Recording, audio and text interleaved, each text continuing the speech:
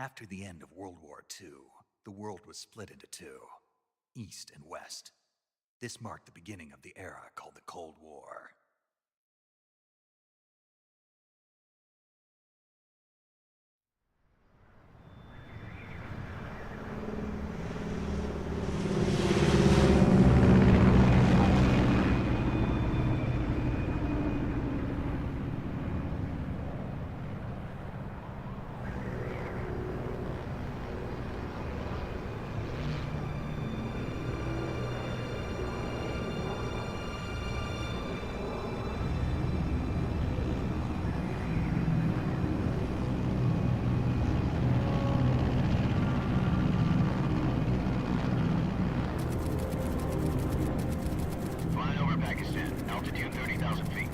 Approaching Soviet airspace.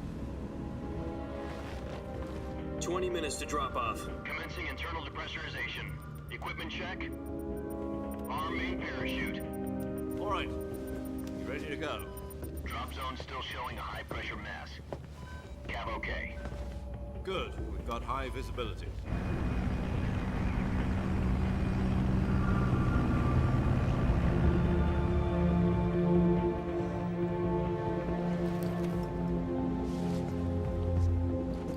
Put out that cigar. Connecting oxygen hose to interior connector. Put on your mask.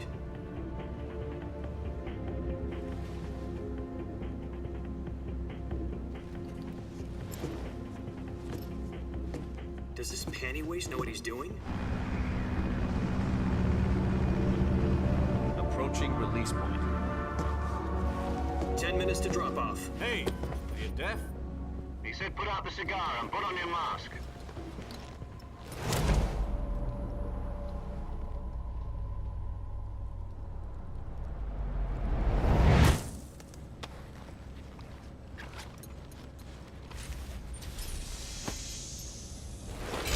Depressurization complete. Checking oxygen supply. 6 minutes to drop off. Opening rear hatch.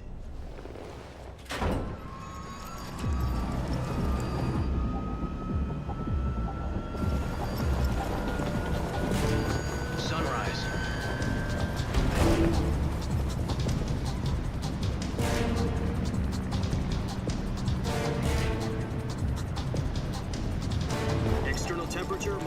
6 degrees Celsius. 2 minutes to drop off. Stand up. You'll be falling at 130 miles per hour. Try not to get frostbite from the wind chill. 1 minute to drop off. Move to the rear. Activate the alarm bottle. This is one for the history books. The world's first halo jump. 10 seconds to drop off. Stand by. Status okay. All green. Prepare for drop-off. Countdown. 5, 4, 3, 2, 1. Spread your wings And fly. God be with you.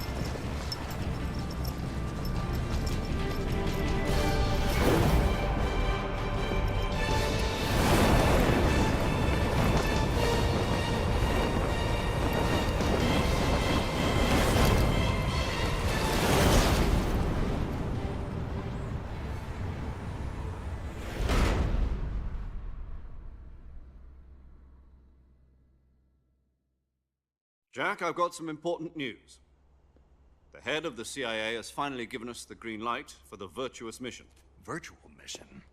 No, the Virtuous mission. The future of our Fox unit depends on it. If it succeeds, we'll be officially organized into a unit. Virtuous mission? Sounds like some kind of initiation ritual. You know, don't get cocky. This isn't a training op. Right. So what exactly is this wonderful mission? Well, about 2 years ago, a certain Soviet scientist requested asylum in the West through one of our moles. His name is Nikolai Stepanovich Sokolov. He's head of the OKB-754 Design Bureau, one of the Soviets' top-secret weapon research facilities, and the East's foremost expert on weapons development. Sokolov?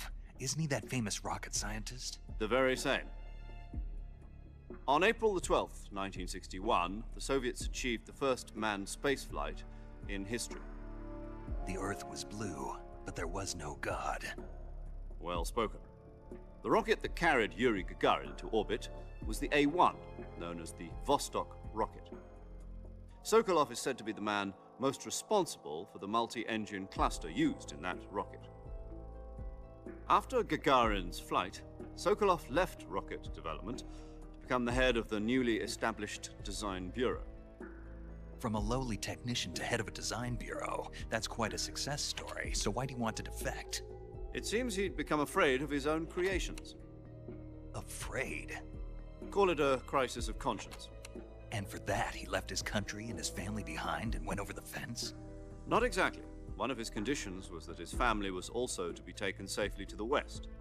We used a mole to get the family out first and succeeded in sneaking Sokolov over the Berlin Wall shortly afterwards. I was the one who conducted the operation. The security on the eastern side was still full of holes back then. Then what? We got Sokolov over in one piece, but the whole ordeal had left him exhausted, and we checked him into a hospital in West Berlin. It took him 2 weeks and more than 600 miles to get from the research facility in the Soviet Union to Berlin. He was in no condition to say anything coherent. And it was only a week later that we had something much bigger on our hands. The Cuban Missile Crisis. October the 16th, 1962, President Kennedy received word that the Soviets were in the process of deploying intermediate-range ballistic missiles in Cuba. The President demanded that the Soviets dismantle and remove the missiles. At the same time, he announced a naval blockade to prevent further missile shipments from reaching Cuba. But the Soviets didn't back down, instead placing their armed forces on secondary alert. Soviet transport ships carrying missiles continued on course towards Cuba. US and Soviet forces went on alert for an all-out nuclear war. Frantic negotiations were conducted through the UN's Emergency Security Council and unofficial channels to end the hair-trigger standoff.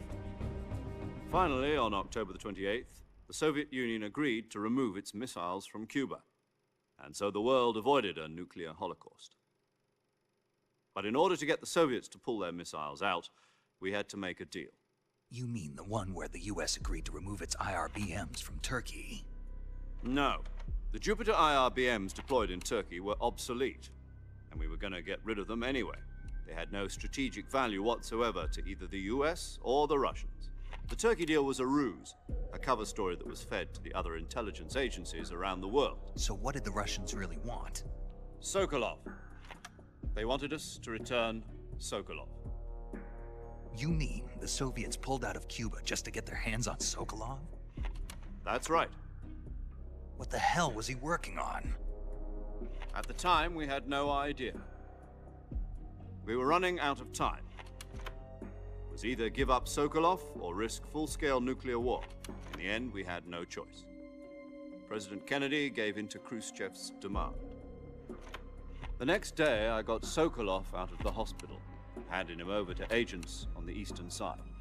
Sokolov kept on screaming, "Save me," until he disappeared from my sight. Then, a month ago, we received some new information from one of our moles. About Sokolov? Yes. He was taken back to the research facility and forced to continue working on the weapon in question under KGB supervision. What's more, it's on the verge of completion. So what kind of weapon is it? Something to do with space rockets? No, missiles. Same technology. I guess you're right. We don't know the details, but it appears to be a new kind of nuclear device. For half a year now, the Soviets have been conducting frequent nuclear tests at Semipalatinsk. Something to do with the weapon, I assume. We're talking about a secret weapon so big that Khrushchev was ready to pull out of Cuba to get it back. Is Sokolov still in the facility? No, according to our intelligence, he's in Selinoyarsk, a place in the mountains about 3 miles to the west that's known as the Virgin Cliffs. The Virgin Cliffs. Nice name for a virtuous mission. They moved him there just recently. Why? Apparently, they're conducting a field test of the weapon, but it's our best chance to get him back. This mission would never have been possible if he was still in the research facility. This is our last chance. Sokolov must have known that too when he contacted us.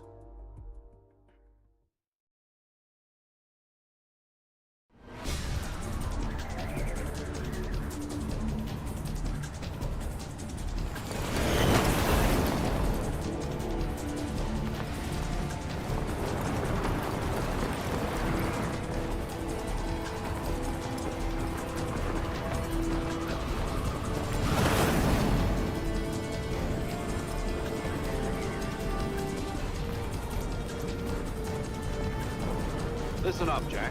Your mission is to infiltrate Selinoyarsk in the Soviet mountains, ensure the safety of Sokolov, and bring him back to the west.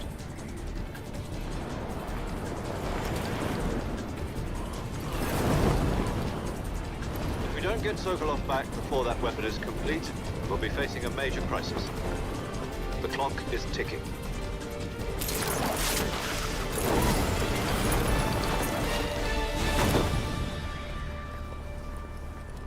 Once we've confirmed the rescue of Sokolov, stand by at the recovery point. A recovery balloon will be dropped at that point. Helium will be pumped into the balloon to inflate it. The process takes about 20 minutes. Once it's complete, the gunship's arm will latch onto the balloon and pull it up. The Fulton surface-to-air recovery system. I'm familiar with the theory. Take it easy. It's been combat proven. Do you think Sokolov is up to it? The shock will be less than during a parachute jump, and the arm can handle up to 500 pounds. So you're planning on going over the border in a single combat Talon? She's equipped with 2 6-barrel 20mm Vulcan cannons, as well as 2 40mm machine guns. Sounds like she could hold her own against a battalion of tanks. Even with the fuel in the reserve tank, we're facing a 4-hour time limit. If all goes well, it shouldn't take more than a few hours. Home in time for dinner. But if anything goes wrong, you'll be eating dinner, breakfast, and all the rest of your meals in the jungle.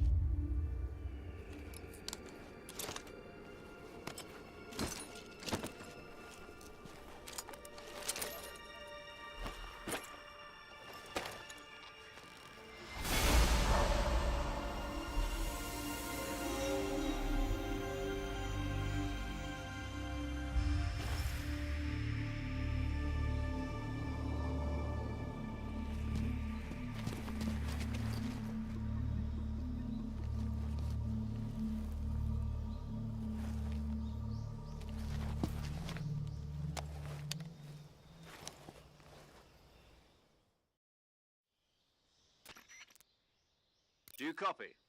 You're already in enemy territory, and somebody might be listening in. From here on out, we'll be using code names to refer to each other. Your code name for this mission will be Naked Snake. I'll be referring to you as Snake from now on. You're not to mention your real name. Snake? What, you don't like snakes? What do you mean? You've eaten one before, haven't you? In survival training? I'm glad to hear that.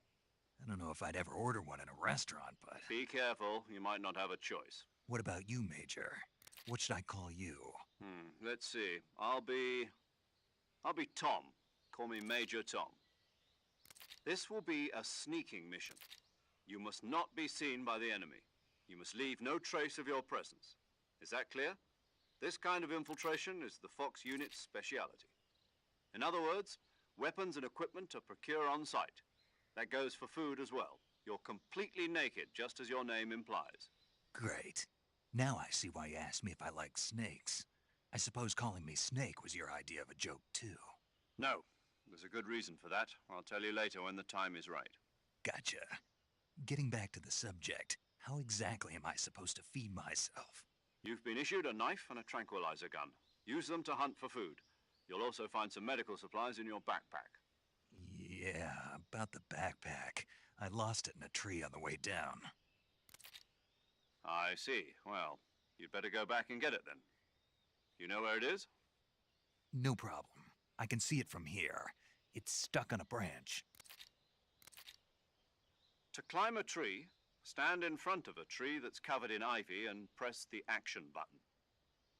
I'll be monitoring your progress over the radio. We can't risk violating Soviet airspace, but I'll be in the gunship. My frequency is 140.85. I'll give you a call if I need to talk to you. If you need to talk to me, use the send function. Okay, Snake, go get your backpack.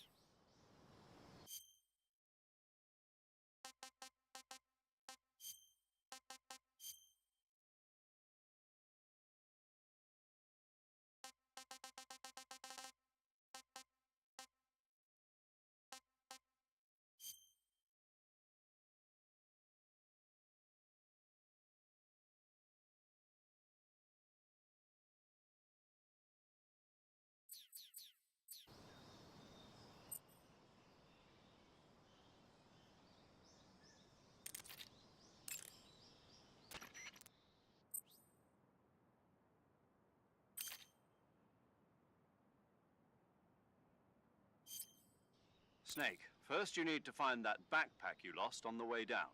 Your backpack got caught on a tree to the north. Try heading in that direction.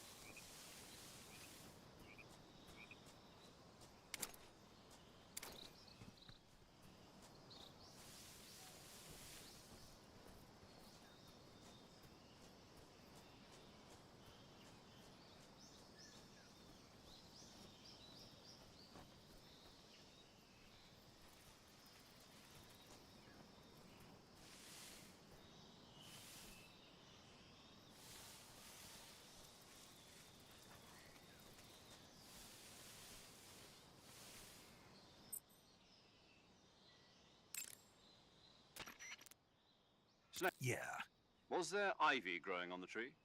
there was, but Perfect. perfect? Indeed. You can climb any ivy-covered tree by standing in front of the ivy and pressing the action button. Climb the tree and retrieve your backpack.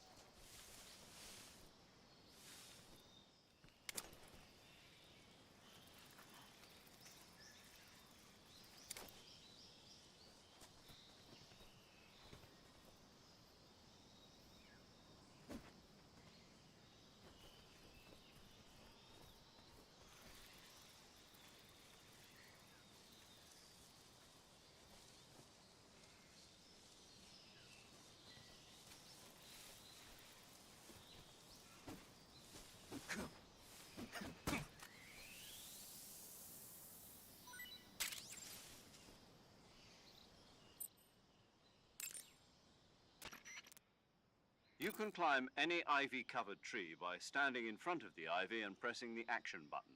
Climb the tree and retrieve your backpack.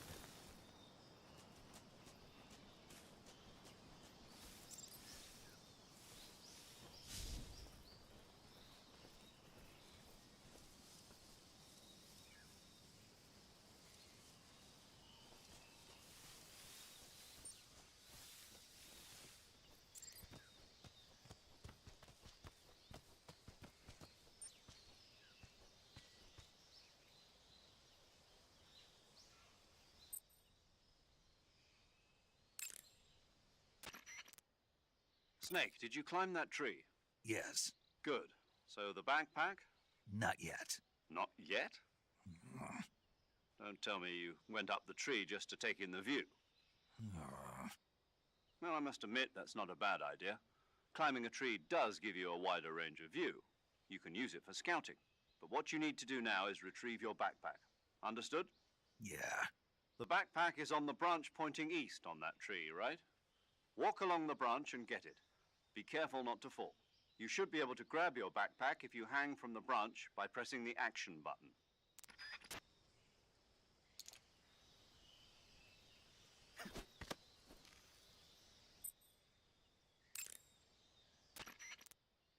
You can climb any ivy-covered tree by standing in front of the ivy. Climb the tree and...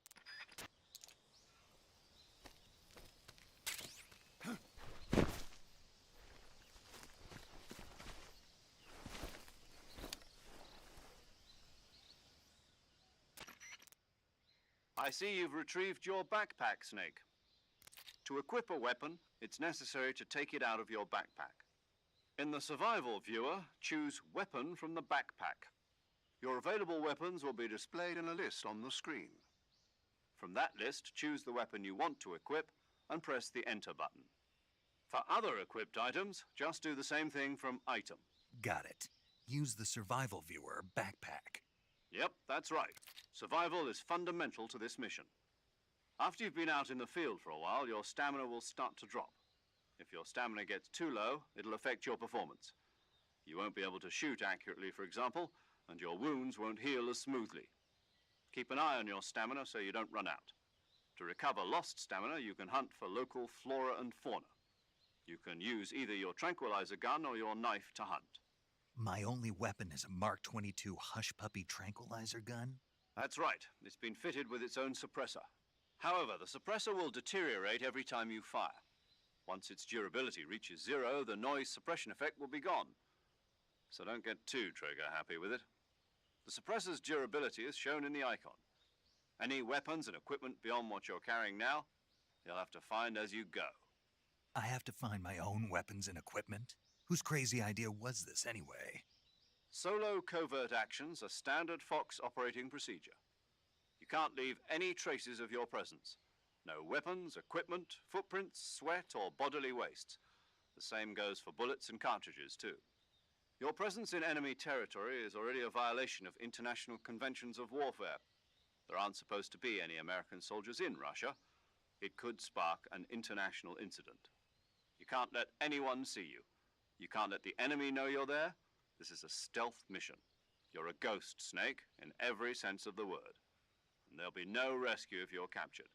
The military and US government will deny any involvement in the affair. Then I'll just have to take care of myself, huh? I'm afraid so. You've been given a fake death pill for that purpose. SIS guidelines stipulate that soldiers on covert ops like this one be issued a potassium cyanide capsule. Tape it to your body so you can take it when you need to. How generous of you. Use it if you're taken prisoner by the enemy. It'll send you into a state of false death for a short time. Fooling them into thinking that I'm really dead. So how do I come back to life? Just take the revival pill. You mean that thing they put in my tooth before the mission? That's the one. But be careful. If you remain in a state of false death for too long, nothing will be able to bring you back. Remember that. I'll keep it in mind. You said this was a solo mission, right? Right. I guess that means I can't count on any reinforcements. Correct. The mission rests entirely in your hands. A real one-man army. Relax. There's a support team ready to back you up over the radio. Who? I'll introduce them to you. This time, survival is of utmost importance. The first member of the support team will be in charge of monitoring your physical condition, acting as a medic, so to speak, as well as recording your mission data. She's a member of Fox as well, and she's here on the gunship with me. She? Hello, Snake. I'm paramedic. Nice to meet you. Paramedic. As in a medic who comes in by parachute. Aren't you going to tell me your real name? Are you going to tell me yours, Mr. Snake? My name, huh? It's John Doe. And they call you Jack for short. You're a regular Captain Nemo.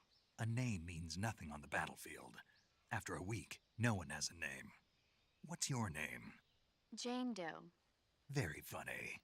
I wasn't joking, but I'll tell you my name only if you manage to make it back alive. My frequency is 145.73. She's also in charge of recording your mission data. Whenever you want to save, send a message over the reserved save frequency, 140.96. So saving lets me record my mission data. That's right. It also records the state of your health. Good to know. There's one more person I want to introduce you to, Snake. Huh? Speaking of snakes, you remember the boss, don't you? A legendary soldier and your mentor. Actually, it was the boss that got the DCI's authorization in the first place. She's going to be serving as Fox's mission advisor. The boss is? She also helped me plan this mission. She and I were at SAS together. Jack, is that you? How many years has it been? Boss? That's right. It's me. Talk to me. Let me hear your voice. It's been 5 years, 72 days, and 18 hours. You've lost weight. You can tell just by the sound of my voice. Of course I can. I know all about you. Really? Well, I don't know anything about you. What's that supposed to mean? Why'd you disappear on me all of a sudden? I was on a top secret mission. You didn't need me anymore. But there were still so many things I wanted you to teach me. No, I taught you everything you needed to know about fighting techniques. I taught you all I could. The rest you needed to learn on your own. Techniques, sure. But what about how to think like a soldier? How to think like a soldier? I can't teach you that. A soldier needs to be strong in spirit, body, and technique. And the only thing you can learn from someone else is technique. In fact, technique doesn't even matter. What's most important is spirit. Spirit and body are like two sides of a single coin. They're the same thing. I can't teach you how to think. You'll just have to figure it out for yourself. Listen to me, Jack. Just because soldiers are on the same side right now doesn't mean they always will be. Having personal feelings about your comrades is one of the worst sins you can commit. Politics determine who you face on the battlefield. And politics are a living thing. They change along with the times. Yesterday's good might be tomorrow's evil. Is that why you abandoned me? No, it had nothing to do with you. I already told you, Jack. I was on a top secret mission. A soldier has to follow whatever orders he's given. It's not his place to question why. But you're looking for a reason to fight. You're a natural-born fighter, but you're not quite a soldier. A soldier is a political tool, nothing more. That's doubly true if he's a career soldier. Right and wrong have no place in his mission. He has no enemies and no friends. Only the mission. You follow the orders you're given. That's what being a soldier is. I do whatever I have to get the job done. I don't think about politics. That's not the same thing. Sooner or later, your conscience is going to bother you. In the end, you have to choose whether you're going to live as a soldier or just another man with a gun. There's a saying in the Orient, loyalty to the end. Do you know what it means? Being patriotic. It means devoting yourself to your country. I follow the president and the top brass. I'm ready to die for them if necessary. The president and the top brass won't be there forever. Once their terms are up, others will take their place. I follow the will of the leader, no matter who's in charge. People aren't the ones who dictate the missions. Then who does? The times. People's values change over time, and so do the leaders of a country. So there's no such thing as an enemy in absolute terms. The enemies we fight are only enemies in relative terms, constantly changing with the times. As long as we have loyalty to the end, there's no point in believing in anything, even in those we love. And that's the way a soldier's supposed to think? The only thing we can believe in with absolute certainty is the mission, Jack. All right, but do me a favor. What is it? Call me Snake. Snake. Oh, right. Your codename is Snake. It suits you well. That's right. The legendary unit that the boss put together during World War II was a snake. The Cobra unit, a group of heroes that brought the war to an end and saved the world. A As long as you've got a legendary hero backing you up, you'll be fine. Isn't that right, Snake? Yeah, I can't think of anyone else I'd rather have with me. Oh, and one more thing, boss. Yes? It's good to hear your voice again. Same here. After all, who knows if either of us will make it out alive? Snake, you are always best at urban warfare and infiltrating buildings. But this is the jungle. Survival is going to be key. Those CQC techniques I taught you are sure to come in handy. CQC? Close quarters combat, huh? I've been in the Green Berets for the past few years. I'm probably pretty rusty. Not to worry. I'll be here to help you remember. After all, this is your first actual survival mission. I'll be supporting you over the radio. Where are you, boss? Next to the Major? The boss is communicating with us by radio from aboard a Permit-class submarine in the Arctic Ocean. My frequency is 141.80. Call me if you need my advice on battle techniques. Gotcha. Your mission is to retrieve Dr. Sokolov. Dr. Sokolov is being held in an abandoned factory located to the north of your current position. Avoid heavy combat and don't let anyone see you. Don't forget that this is a stealth mission. Snake, try to remember some of the basics of CQC.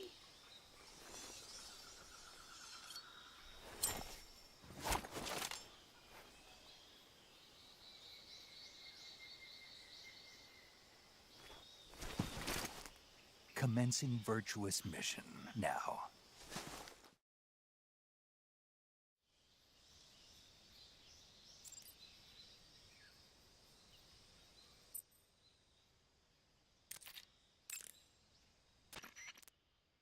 I see you caught yourself a reticulated python.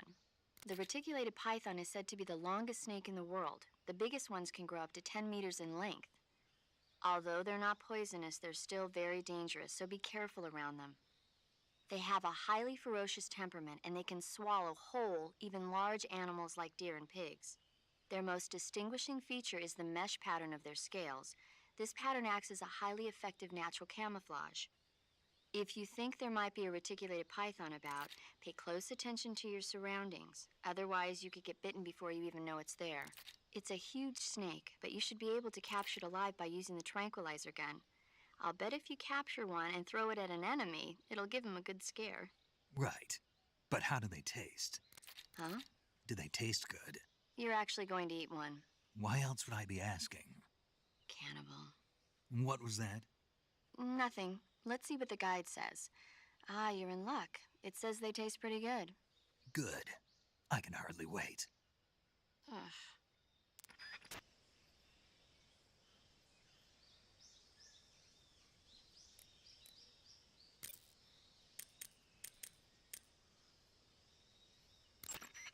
Saving the game, Snake?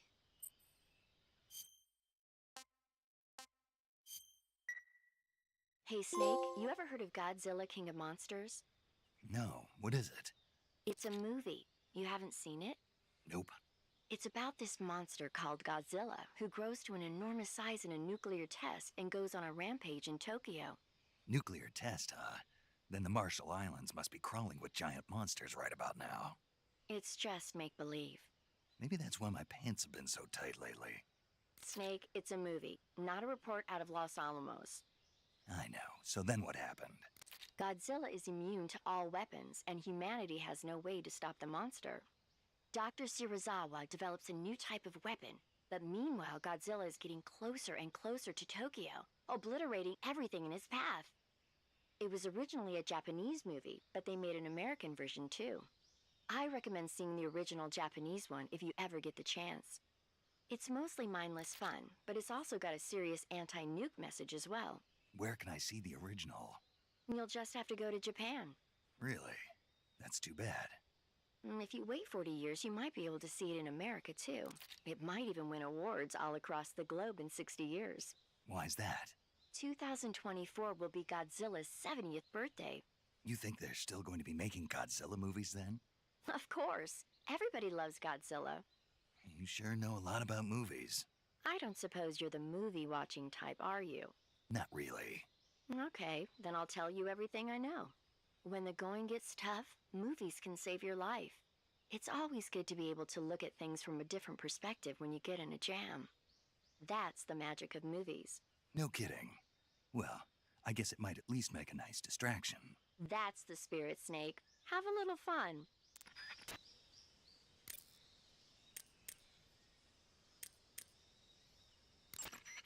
Sokolov should be at the abandoned factory to the north, so head in that direction.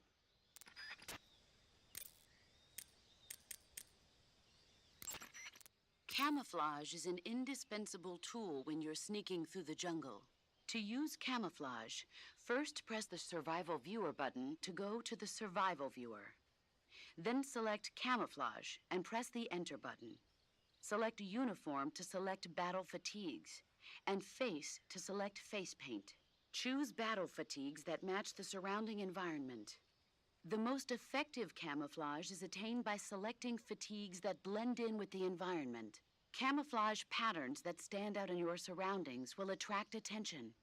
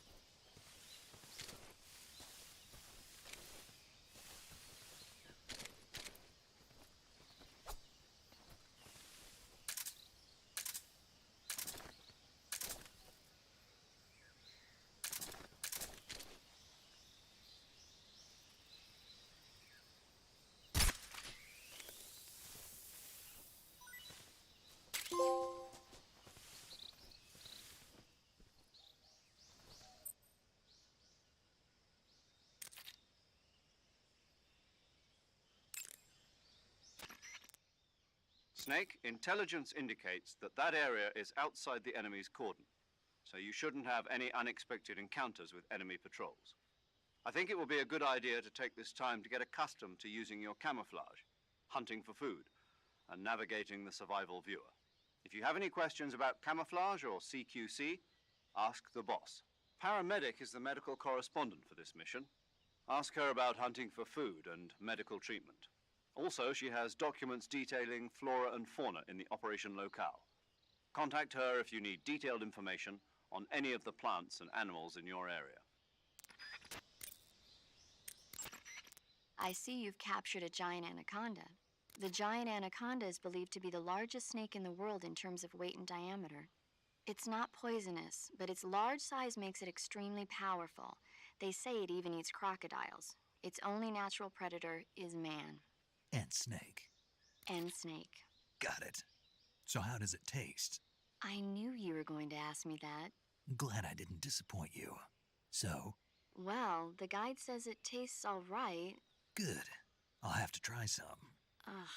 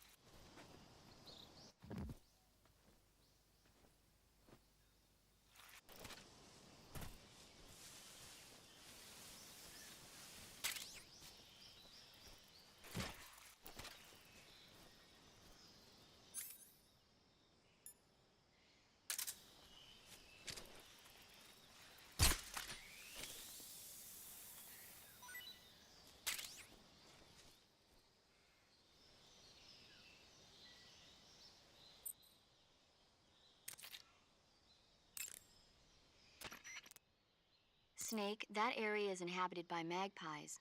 Magpies are members of the crow family. They're distinguishable by their beautiful dark blue and white bodies and their long tails. Their favorite food is insects, but they'll also eat small fish, acorns, and fruit. They're omnivores, which means... They'll eat anything. Right, just like you, huh? If you use the tranquilizer gun, you should be able to capture magpies alive. Okay. So how do they taste? You always ask me that. Naturally. So? I've never heard of anybody actually eating a magpie, but I suppose there's no reason you couldn't. You don't say. Oh.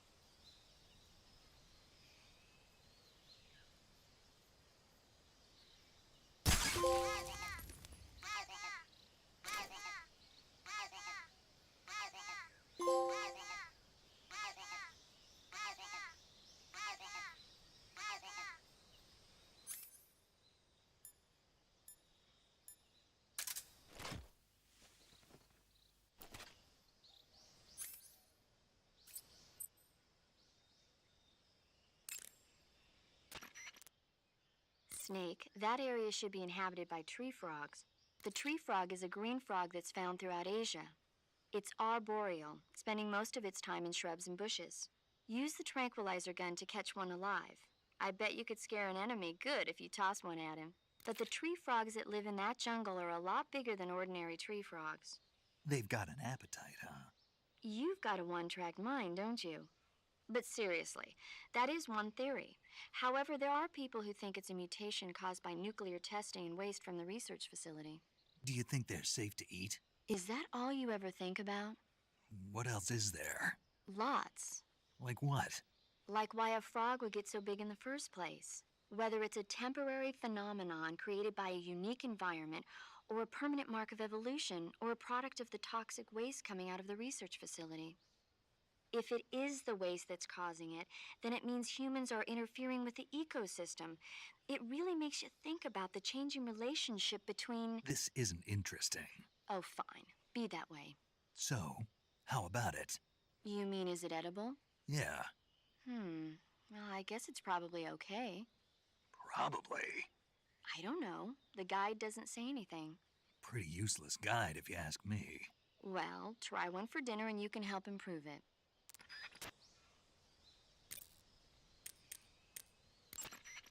You should be able to find Russian oyster mushrooms in that area. The Russian oyster mushroom is an edible variety that belongs to the shimeji family. It's known to be particularly rich in vitamin B1 and niacin. Apparently, it's usually found growing on tree stumps and hollow logs, so look there if you want to eat some. Check your stamina gauge to see how much stamina you have remaining. It shows, as the name suggests, your remaining stamina. As you consume stamina, your natural life regeneration is slowed and your hands shake more. Your O2 gauge and grip gauge also become shorter. Excessively low stamina can often impede your mission objectives. Make sure you replenish stamina before that occurs. I see you have a calorie mate. Calorie mate. The thing you're holding now? Oh, the little block that looks like a cookie? Try it, it's pretty good. Okay. But what is this thing? Never seen anything like it. Calorie Mate is an energy supplement that contains all the proteins, lipids, vitamins, carbohydrates, and minerals needed for a balanced diet. It's a well-balanced food. Because of that, it's just perfect for giving your body the nutrition it needs in combat. It sounds like a space-age food. Real astronaut food is not very good, but that should taste fine. Yeah, and it'll help balance out all this jungle food I'm eating. It's easy and quick to eat, so it's perfect when you're running late for an important mission in the morning. I've never been late for a mission. Really? Aren't you always keeping people waiting? Huh? Furthermore, one of Calorie Mate's biggest advantages is that they are all exactly the same portion size. So no matter how you eat it, you always get the same nutrients, flavor, and calories. Each Calorie Mate has a set number of calories, so it's easy to keep track of your calorie intake. All of the geisha girls in Japan use Calorie Mate for watching their calories. I see. You seem to know a lot about Japan, don't you? Yes, I love Japan. You should be able to find Siberian inkcap mushrooms growing in that area. The Siberian inkcap is a mushroom from the inkcap family. Its life cycle is transitory. As soon as the spores mature, the cap starts to turn black, liquefy, and melt away. And that's why they call it an ink cap? That's right. It doesn't really turn to liquid, but you get the idea. In its immature state, before it melts away, it's valued as a source of food. Just be sure not to eat them while you're drinking alcohol. Why's that? Ink caps contain coprin, which inhibits the function of aldehyde dehydrogenase. This prevents the body from breaking down alcohol, causing a buildup of acetaldehyde. Meaning? Meaning it will give you the hangover from hell. Oh, wait a minute. What? You think I'd drink alcohol in the middle of a mission? Wouldn't you? Hell no. Well, I'm knocking a shot back now. What? Just teasing you. Oh, come on. Where's your sense of humor?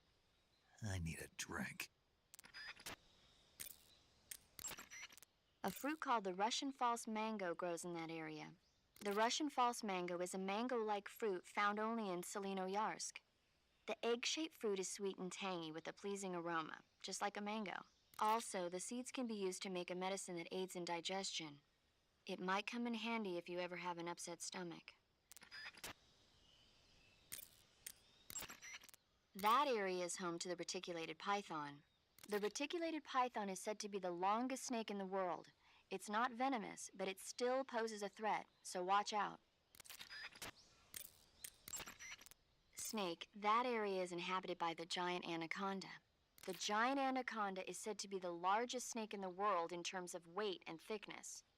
It's not venomous, but its huge size makes it dangerous. Be careful. Visibility is poor in the jungle, so you'll be finding yourself in a lot of unexpected encounters. Naturally, this means that close quarters combat will be more important than ever. So I'll have plenty of chances to use CQC then. That's right. In proximity encounters, firing a gun isn't necessarily the best response to every situation. It's only one option among many. Rather than taking the time to draw, aim, and fire a gun, engaging your opponent in hand-to-hand combat can sometimes be a faster and more reliable way of subduing him. Besides, in a sneaking mission like this one, it's too dangerous to go around firing your gun. You'll end up revealing yourself to the enemy. Yeah, I know. You created CQC to deal with exactly this type of situation. With your help, of course. In a battle situation, you'll only have a split second to decide how to attack. Press the aim button to get ready, then use the attack button to attack using a weapon. Use the CQC button to attack using CQC. Press the CQC button once to throw a punch. Pressing it multiple times in succession will allow you to deliver a combo attack. But striking your opponent is just one aspect of CQC. It doesn't really start to shine until you've got your enemy in a hold. Press and hold down the CQC button to grab your opponent with your hand. From there, you can use the movement stick to knock your opponent off balance and throw him to the ground. This can be used to knock an opponent out in a single blow. If you don't press the movement stick, grapple with your enemy until you're behind them and can get your knife to their throat. Grabbing an enemy from behind and holding your knife against his throat will render him virtually powerless. From this point, there are several things you can do. Press the action button to slit the enemy's throat with your knife. Move the movement stick and press the CQC button to throw the enemy to the ground. Tap the CQC button rapidly to choke the enemy. You can use this to knock him out or even kill him if you do it long enough. By continuing to hold down the CQC button, you can move around while keeping your grip on the enemy. By pressing the aim button, you can aim your currently equipped weapon at another enemy. With their comrade acting as a human shield, the enemy will be reluctant to attack you. Press the interrogate button to press your knife against the enemy and demand information. You'll be surprised at how much you can learn this way. But don't get too complacent. While your enemy may be powerless in your grip, he'll use any opportunity he can to counterattack.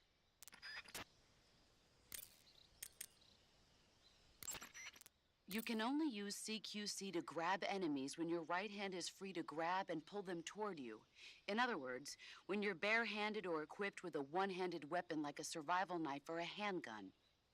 You won't be able to grab hold of enemies when equipped with two-handed weapons, such as the assault rifle or weapons such as hand grenades that don't leave your right hand free to control the enemy. So in other words, I can't throw enemies with CQC when I'm holding an assault rifle or a hand grenade.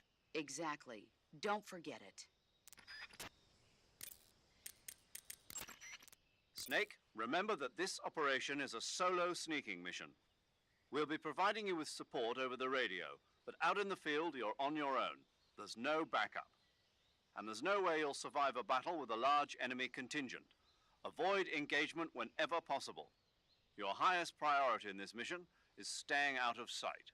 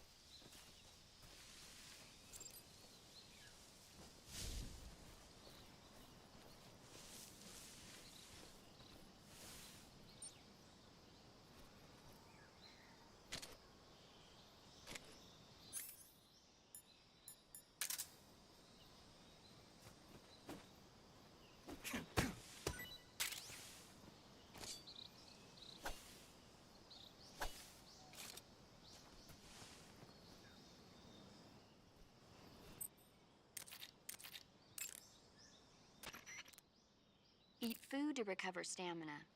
Capture plants and animals to get food. I have information on the local plants and animals, so don't hesitate to ask.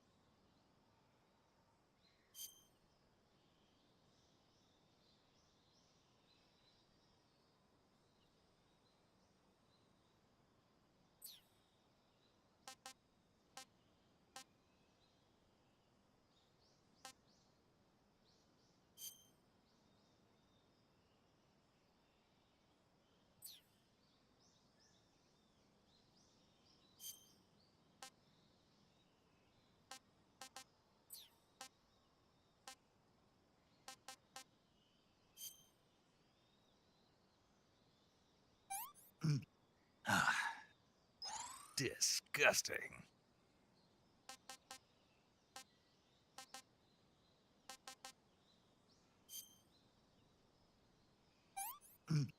Ah, tasty.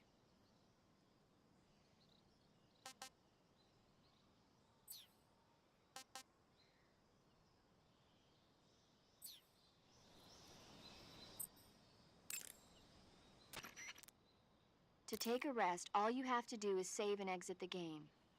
The next time you load your save data and continue the game, your stamina and life will have recovered. How much they recover depends on how long of a rest you take. So the longer I rest, the more I'll recover. That's right. If you're so exhausted that you don't even have the strength to find food, save the game and take a rest and you'll be back on your feet. I hope that never happens. So do I. But you never know. Just don't forget, okay? I won't.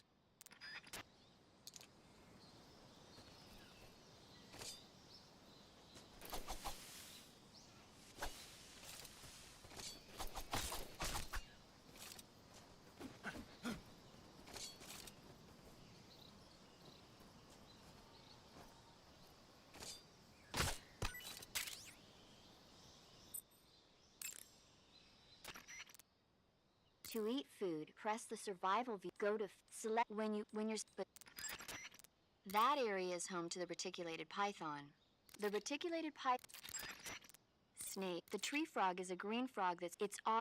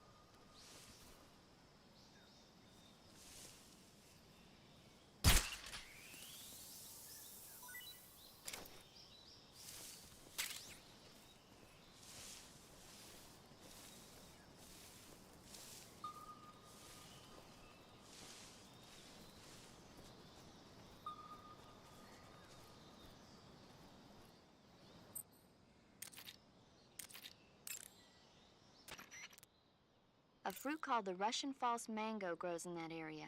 The Russian false mango is a mango-like fruit found only in Selinoyarsk. The egg-shaped fruit is sweet and tangy with a pleasing aroma, just like a mango.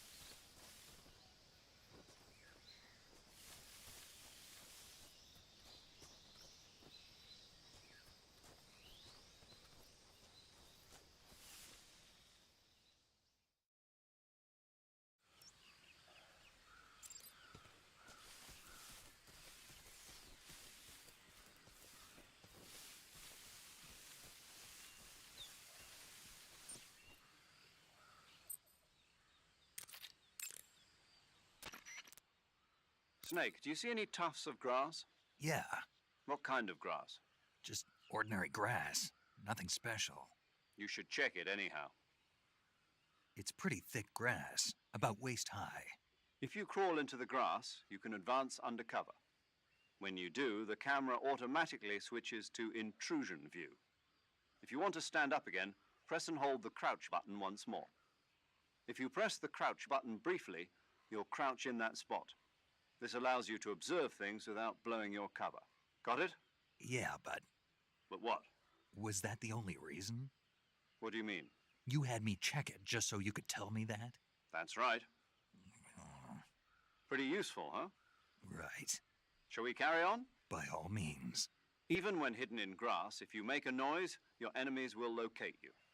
When enemies are nearby, move with slight movements of the movement stick. That way you can proceed with minimal disturbance. Snake, when your stamina gets low, it negatively affects your physical abilities. You've got to replenish your stamina before it runs out. Check your stamina gauge to see how much stamina you have remaining. It shows, as the name suggests, your remaining stamina. As you consume stamina, your natural life regeneration is slowed and your hands shake more.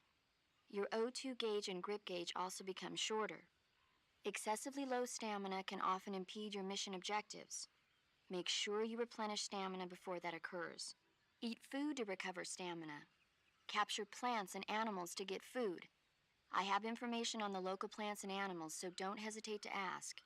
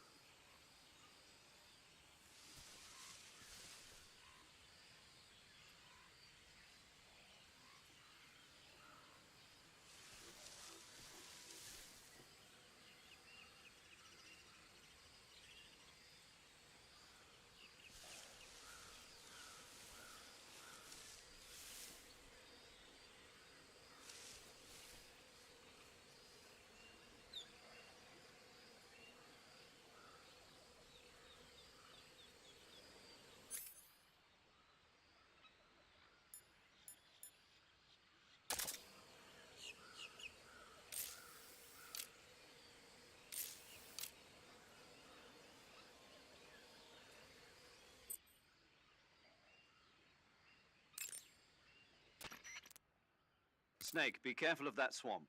What's dangerous about it? It's a bottomless swamp. A bottomless swamp? Yes. The mud in that swamp is highly viscous. It will stick to your body like tar. It will be impossible for you to swim. If you get swallowed by the bottomless swamp, you won't be able to escape on your own. Once you sink down to about head level, you'll be trapped for good. Make sure you get out before that happens. So, I have to make sure I don't sink too far. Got it. Snake, wait. There's more. Yes. What? Crocodiles. Crocodiles? Yes. Crocodiles. Like the reptile.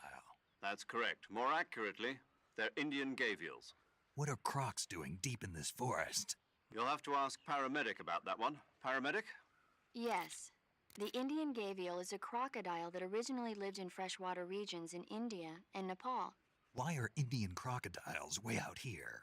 They're captive crocodiles that were brought here for research purposes but escaped and became wild again. Indian gavials are large creatures. Adult males grow to over 6 meters in length. You'll never catch one alive, even if you use the tranquilizer gun. Got it. So, how do they... Taste? Yes, I did look into that. You know what they always say. Tastes like chicken. Sounds delicious. But be careful when capturing an Indian gavial. Normally they're cowardly creatures, but the ones in the forest there are belligerent. Apparently they attack humans. What do you mean? They weren't the direct subject of any serious research, but some think they may have become violent as a side effect of the atomic research that was conducted nearby. When you get hurt, your body will heal itself naturally over time. However, the speed at which your life recovers depends on how much stamina you have at the time. The more stamina you have, the faster you'll recover. So if you want your wounds to heal quickly, you should eat something and replenish your stamina first.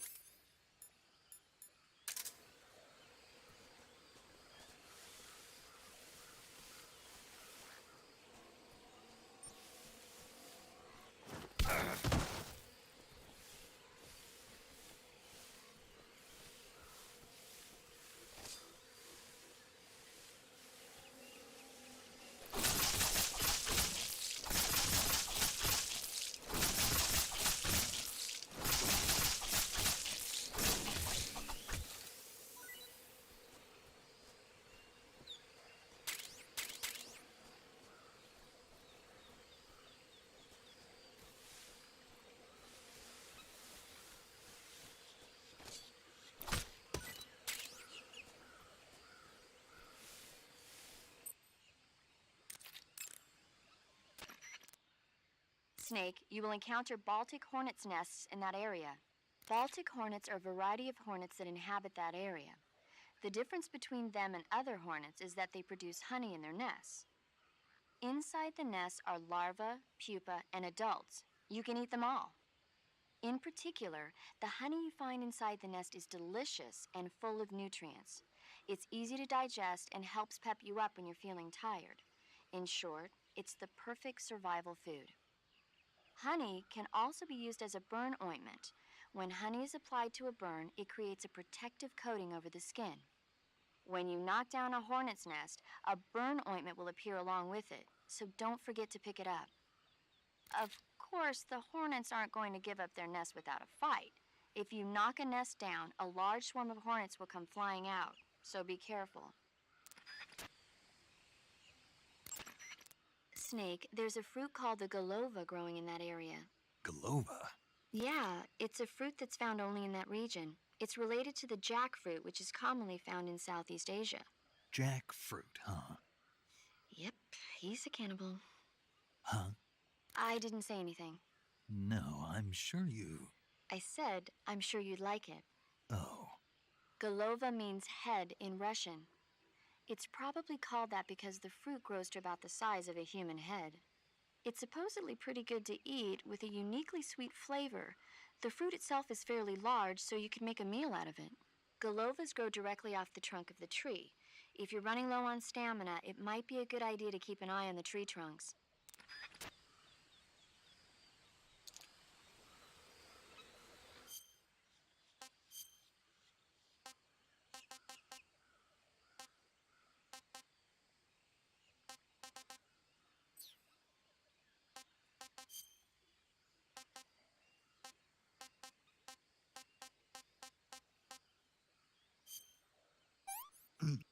Ah.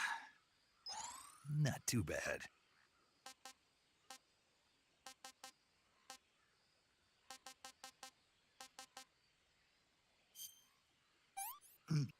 Ah. That's tasty.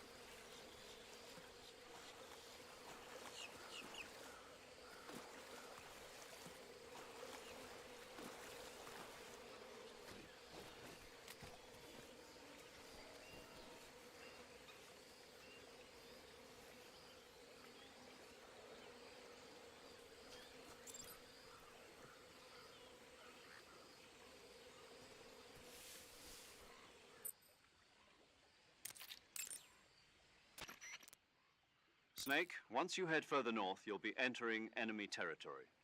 You'd best get used to using camouflage and hunting for food while you have the convenience.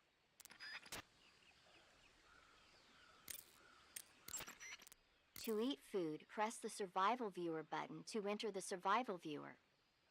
Go to Food to select the food you want to eat, then press the Enter button.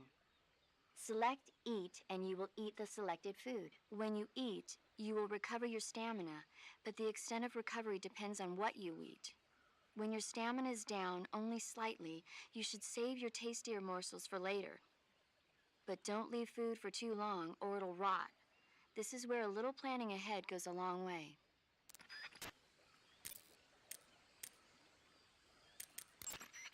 I see you're wearing the tiger stripe camouflage. The tiger stripe pattern has been in use since 1959 among the South Vietnamese Marine Corps. But the pattern originated with the French. It's said that it developed out of the brushstroke pattern, also known as lizard camouflage. It provides some cover in trees and grass, but it's especially effective in earth and mud environments. You should find it useful when you're concealing yourself by crawling on the ground. The gun you're using is a test model of a suppressor-equipped pistol currently in development by the Navy that's been modified by the CIA into a tranquilizer gun. The suppressor-equipped pistol it's derived from is itself being developed for use by special forces based on the M39. The Mark 22. That's what they're going to call it if they decide to adopt it for official use. It uses a slide lock mechanism that will keep the firing sound down to a minimum. But I'll have to reload it by hand every time I fire, right? Right. You won't be able to fire multiple shots at once, so make every shot count. Aim for the enemy's vital spots. There's talk of designing the Mark 22 to accommodate special subsonic rounds, but for this mission, you'll be using specifically designed tranquilizer rounds. In a way, these tranquilizer rounds are like miniature syringes. When one of them strikes a target, the impact causes a needle contained within to shoot out. At the same time, chemicals inside the round are mixed to create a gas, which pushes the plunger and injects the tranquilizer into the target. You can knock out an enemy immediately by shooting them in the head, but if you shoot them in the arm or leg, the tranquilizing agent will take some time to set in. Aim carefully.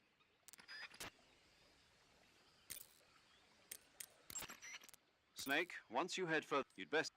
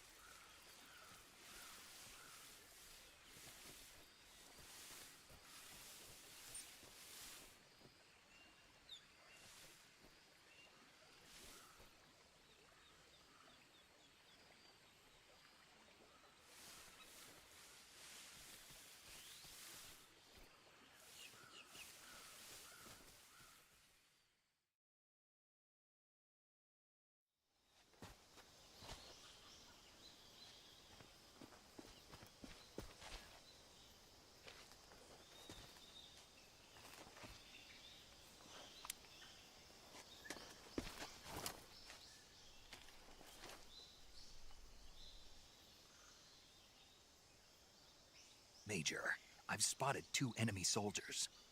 They're probably KGB troops sent to guard Sokolov. AK-47s and grenades.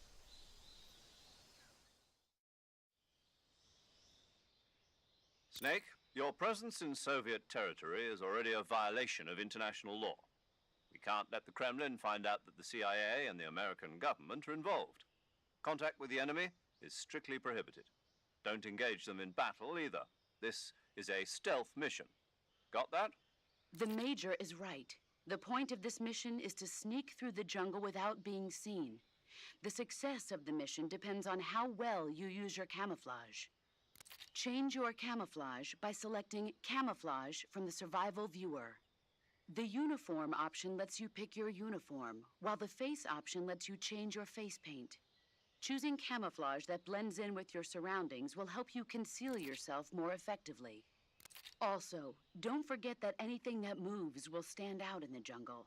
If you just stand up and run around like an idiot, you're bound to be spotted. But if you crawl instead, you should be able to sneak by without being noticed. You can see how effective your camouflage is by looking at the camo index. The camo index shows how well your current camouflage blends in with the surrounding area. The higher the value, the harder you are to spot, and vice versa. The key is to make yourself one with nature. Keep that in mind as you go along, okay?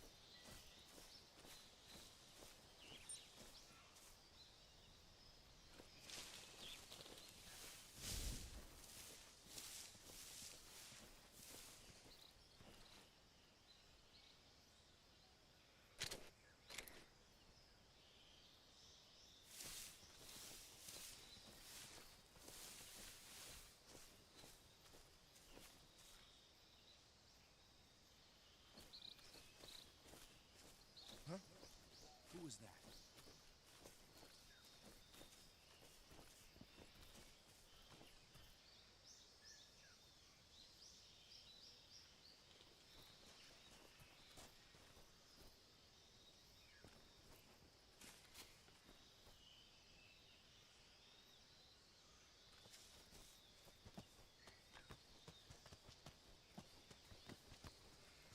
Who's that? What's going on?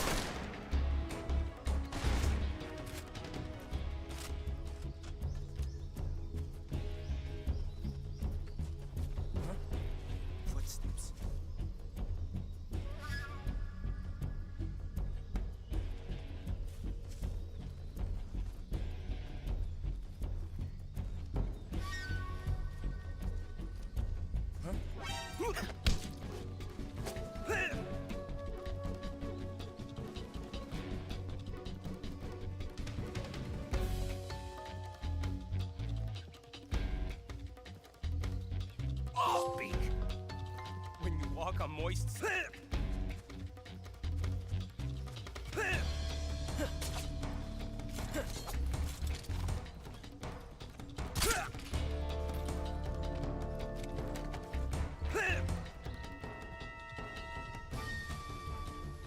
Speak, bastard.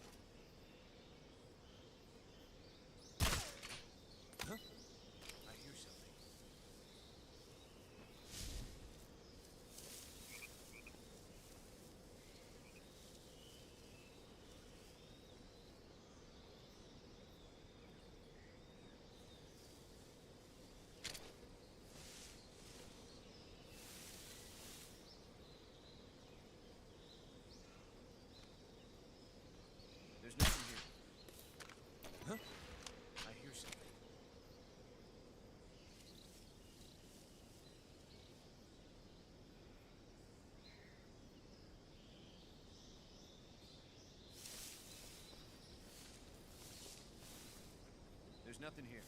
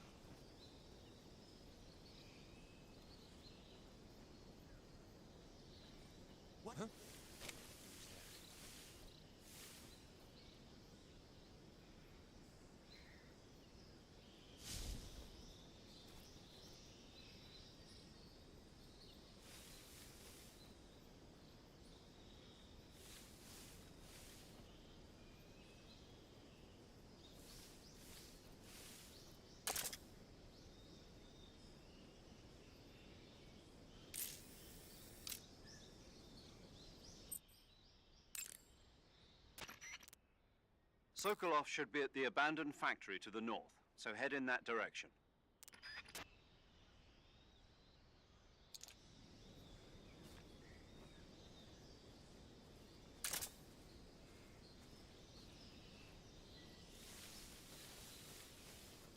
Who's that?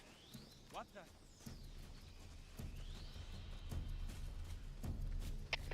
HQ, respond.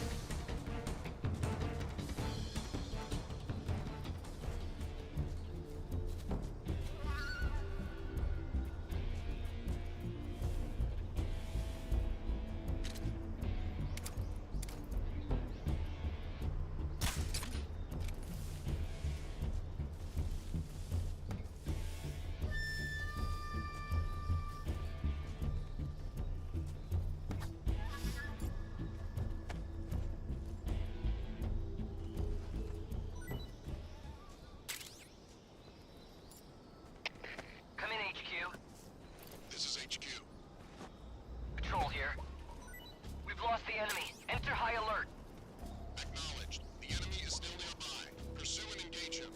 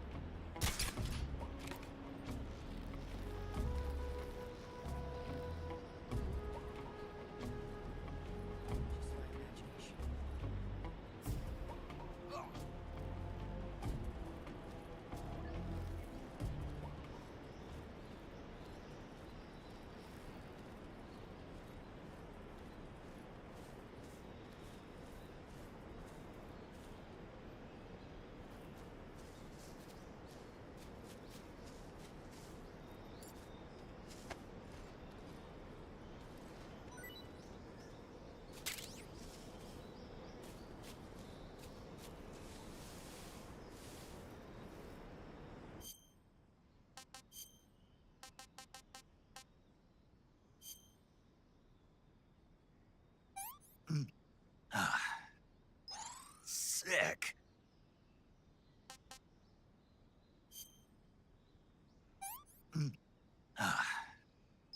This tastes great.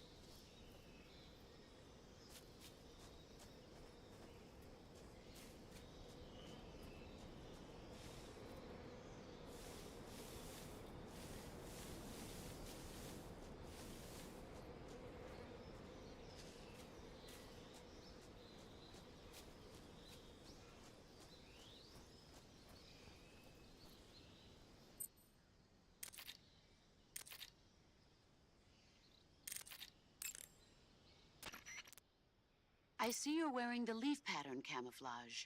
The leaf pattern was developed to provide cover in forest environments. The U.S. military isn't the only one using it. Countries that anticipate operating in forest environments are developing various types of patterns, each suited to the vegetation of the particular region. The Soviets and the Eastern European countries all use their own unique patterns. Leaf pattern camo will give you an especially low profile in areas of thick vegetation.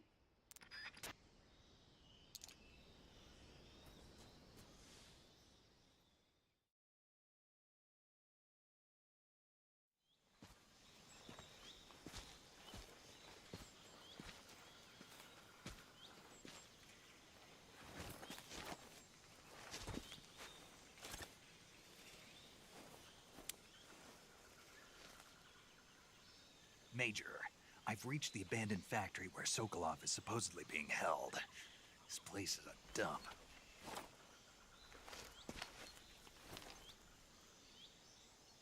I can't see Sokolov from here. The security is pretty tight. There are sentries posted around the perimeter. I wonder how many are inside.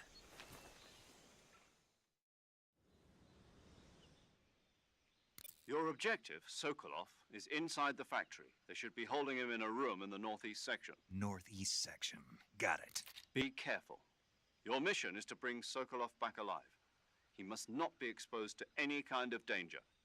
Do not approach Sokolov while in the alert phase. Right. Oh, and one more thing, Snake. You mean there's more? No, it's just that when you get to Sokolov, I want you to tell him something from me. And that is? Sorry for being so late. Is that all? Yes. Understood. Beginning my approach to the target.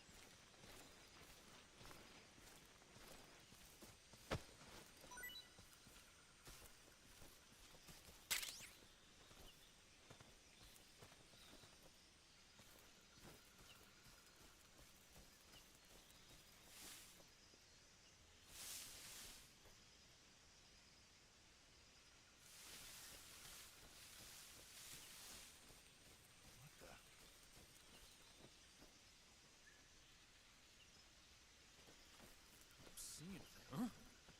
What was that?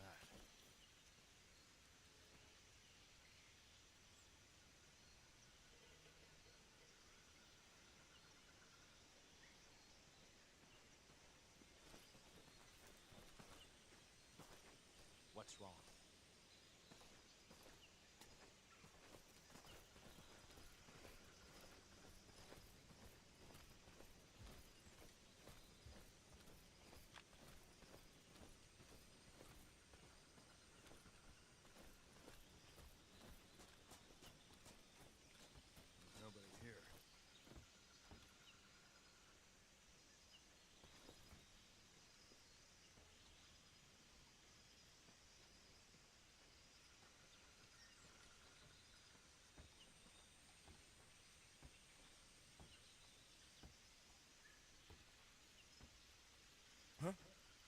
was that?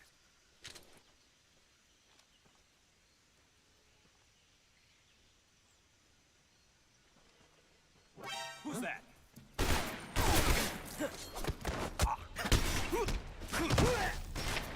HQ. This is HQ. Patrol here. Enemy sighted. Requesting backup. Acknowledged. Sending reinforcements.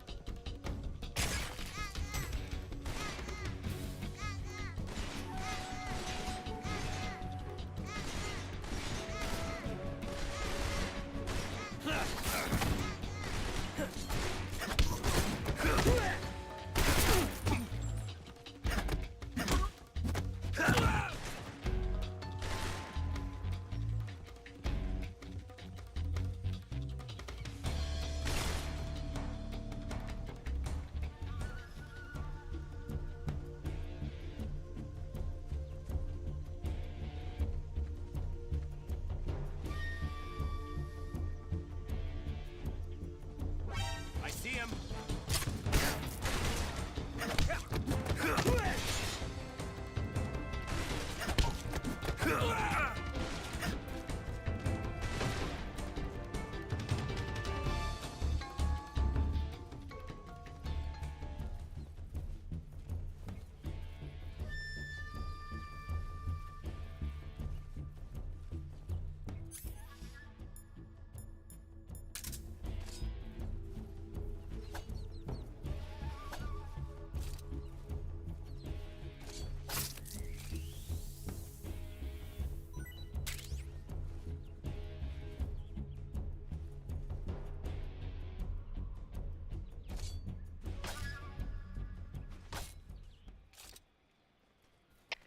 HQ.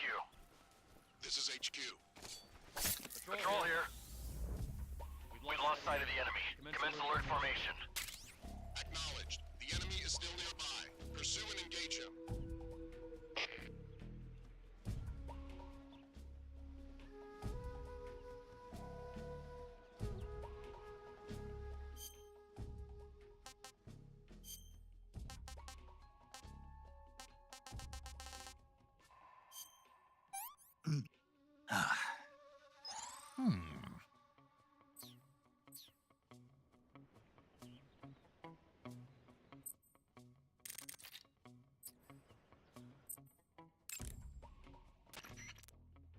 I see you caught yourself a rat. The rats in that area are the descendants of wild Norway rats that were domesticated by humans as pets and lab animals. They're not poisonous, and I don't think they'll attack you, but they're quick little creatures, so you might have a hard time catching one. Paramedic. What's up? Are you a medic or a doctor? I'm a well-respected physician, or I was until I joined the CIA. How is your reputation? My what? Your reputation. Oh, that. How was it? Why? Don't you trust me? That's not what I meant. Fine then. Uh-huh. So, So what? your reputation, how was it? My, you're relentless. Hey, I'm a snake. So, My reputation was spotless. I'm highly skilled, patient, and good-looking to boot. Everybody wanted to see me. What else would you expect? No, seriously. Incidentally, her nickname back then was Quack. Major. is that true? Is what true? About your nickname. No. Well, maybe a few people did call me that. So you were a quack. No. Well, yes and no. I mean, in a sense I was, but then again I wasn't. Snake, her skills as a doctor are beyond reproach. You have my word on that. Yes, that's exactly what I was trying to say, Snake. Then why did they call her Quack? It's because she... Never mind that. It doesn't matter. We've got a job to do and we have to stay focused. Besides, my past doesn't have anything to do with the mission and... Because she never shuts up. Yes, that's it. No, that's not it. Snake, tell him that's not true. Say something. I'd better get back to the mission. Yes, you do that. Just a minute. Snake, don't you hang up on me.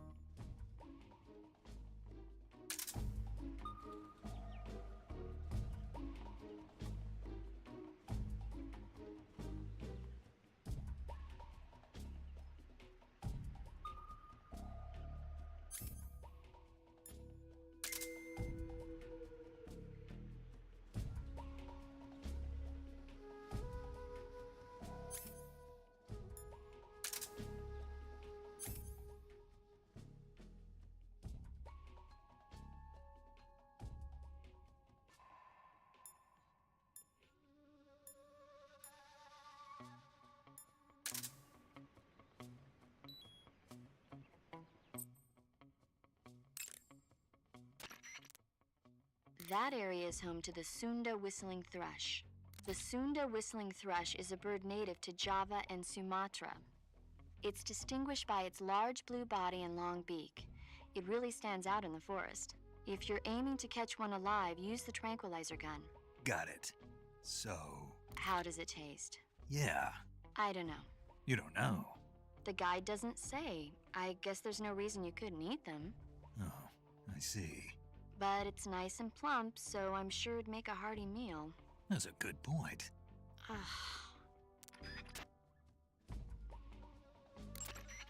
Snake, What? are you smoking a cigarette? Nope. Yes, you are. It's not a cigarette. It's a cigar. Same thing. Not at all. In fact, there's a world of difference. There's nothing quite like the rich smell and mellow flavor of a cigar. And that thick, luxurious smoke is almost sensual when it... Yeah, whatever. You know something? Probably not, but I don't want to hear it. Well, you don't have a choice. Cigarettes are bad for you. It's not a cigarette. It's a... Quiet, you. Smoking is bad for you.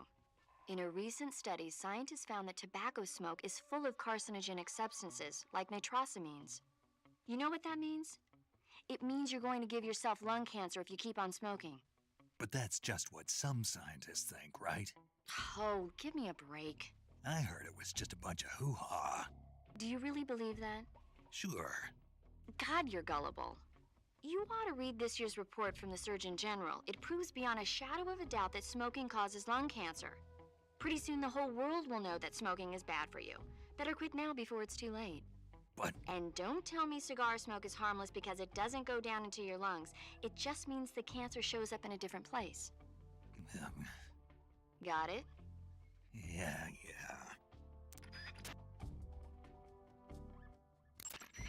If you have any questions about stamina or healing, just ask me. I'll tell you everything you need to know. It'll have to be over the radio, though. So you won't be able to see me naked then? Yeah, I'm devastated. But I'll bet that 50 years from now, you'll be able to see who you're talking to on the radio. I'll be retired from active duty by then. I don't know. Somebody somewhere might just decide to give you a call. Wouldn't surprise me. Let's both pray that never happens.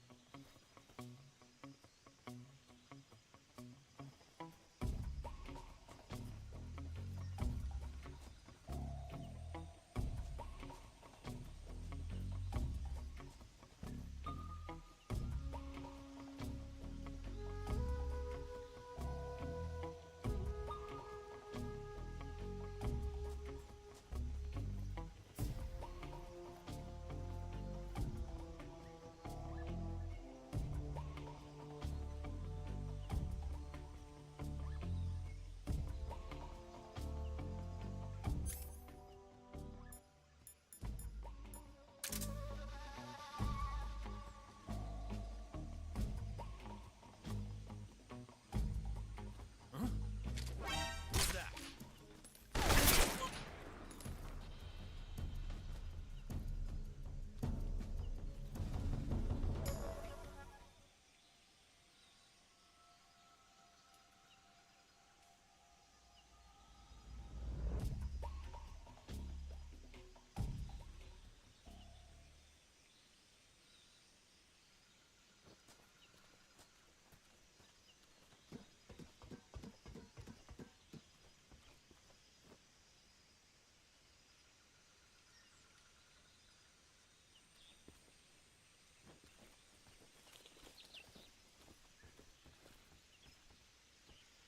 What's wrong?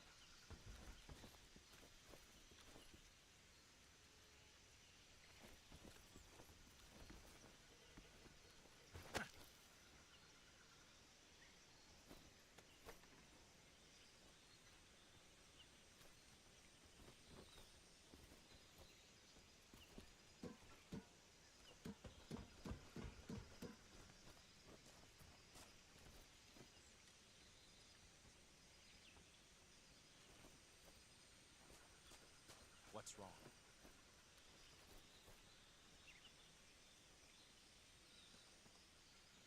What's wrong?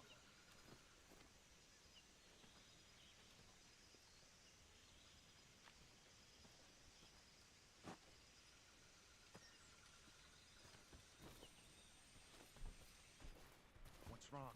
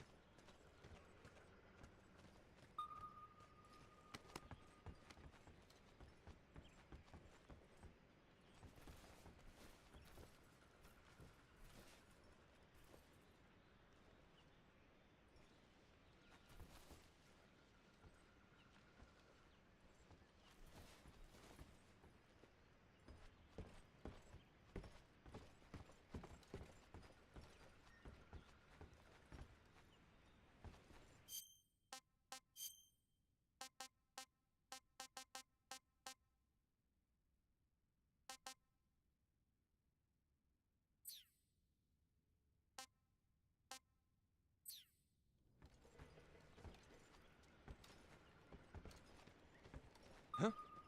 I hear something.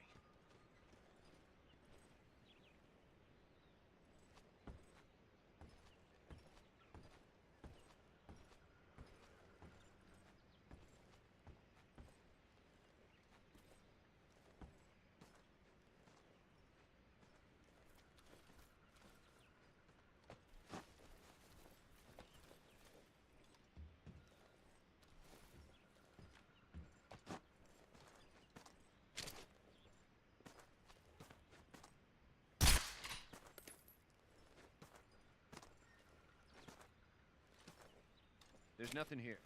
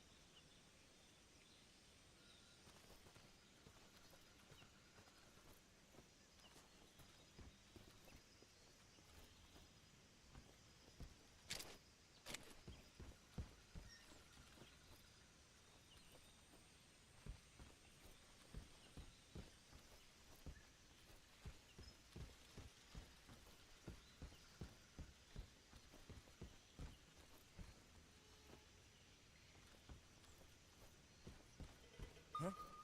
What's that sound?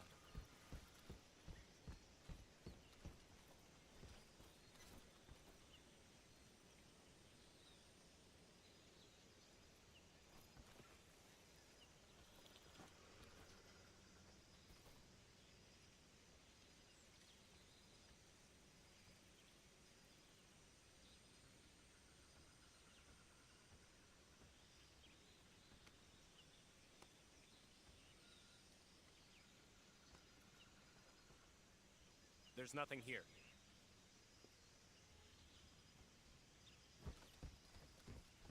Huh? What's that sound?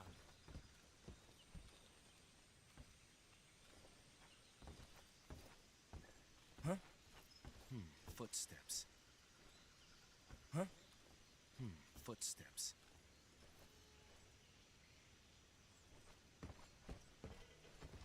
Who's that?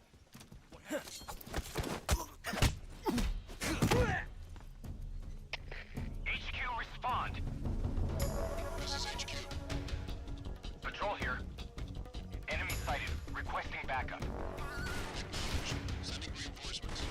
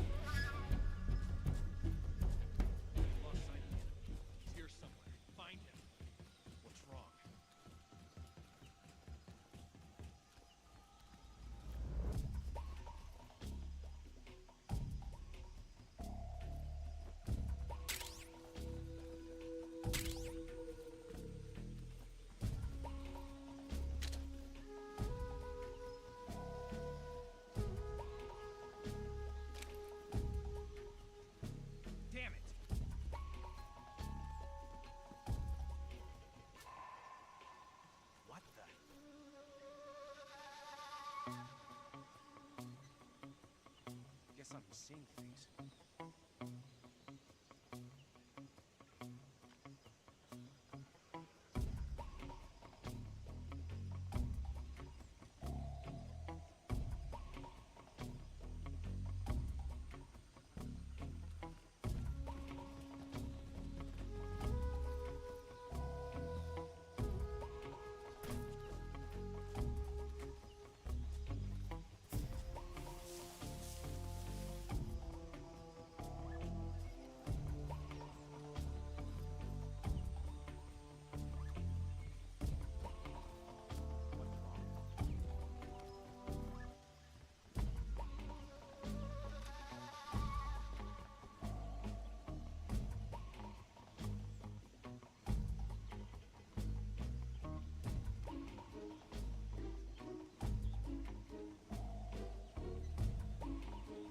What's wrong?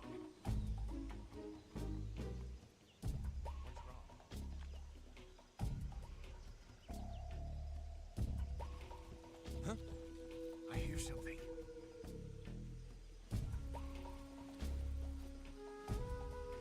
Who's that? What's going on? Want some backup.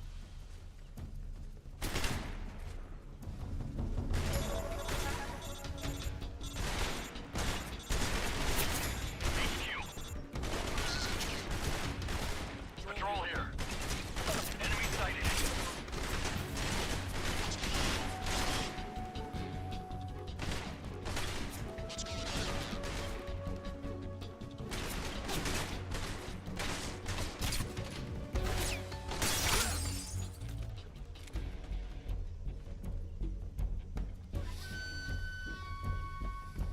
I see him.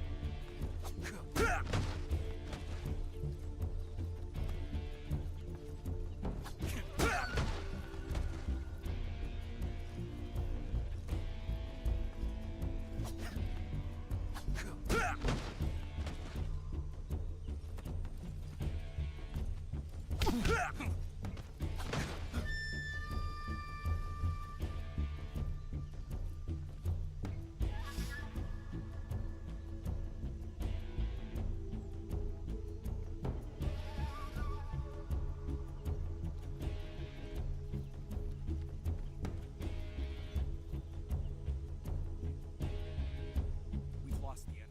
He must still be.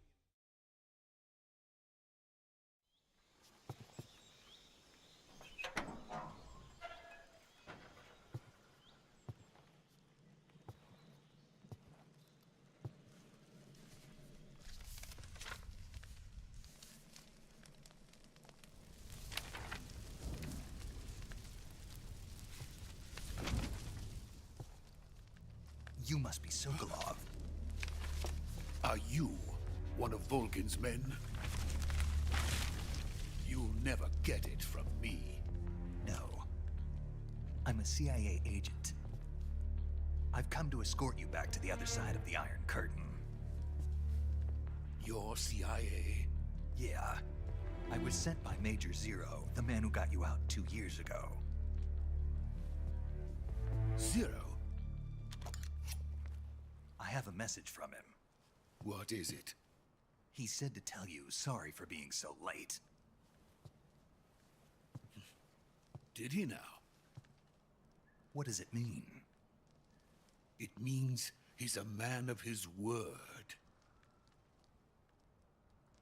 But we've got no time for this. You have to get me out of here before they arrive.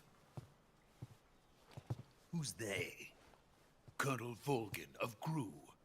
You in the West know him as Thunderbolt. Thunderbolt? Never heard of him. He's a member of the Army's extremist faction, a man who seeks to seize control of the motherland. Ever since the Cuban Missile Crisis 2 years ago, Khrushchev has been pursuing a policy of peaceful coexistence with the West. Despite resistance and criticism from hawks in the army and the provincial authorities, Khrushchev has managed to suppress the opposition, so far. but the failure of his agricultural policies has put him in a precarious position. And on top of that, the tragedy last November. President Kennedy's assassination. Precisely. In a sense, Khrushchev has lost his biggest partner, and his power base is rapidly crumbling away. A certain group is plotting to use this opportunity to seize power by rallying the anti-government forces, overthrowing Khrushchev, and installing Brezhnev and Kosygin in his place. The mastermind behind this plot is Colonel Volgin of the GRU. He has control over another secret weapons research facility much like this one, OKB-812, known as the Granin Design Bureau, and is using it to further his plans. But that is not enough to satisfy him.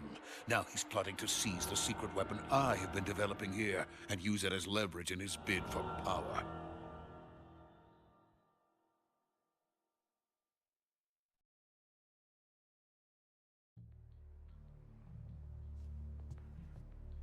The intelligence says that they are going to make their move during the test. Then, the soldiers outside. Exactly. They wouldn't need that many men just to keep me inside. Their orders were to prevent Colonel Volgin from capturing me. Even if it meant killing me in the process, or so it would seem.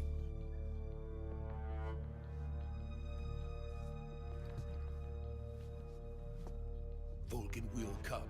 I'm sure of it. You must get me out of here before then. Leave it to me. By the way, your Russian is superb. Where did you learn to speak it? From my mentor. Is that so? America's truly a frightening country. Having second thoughts? No. I have no love for this place. Let's go.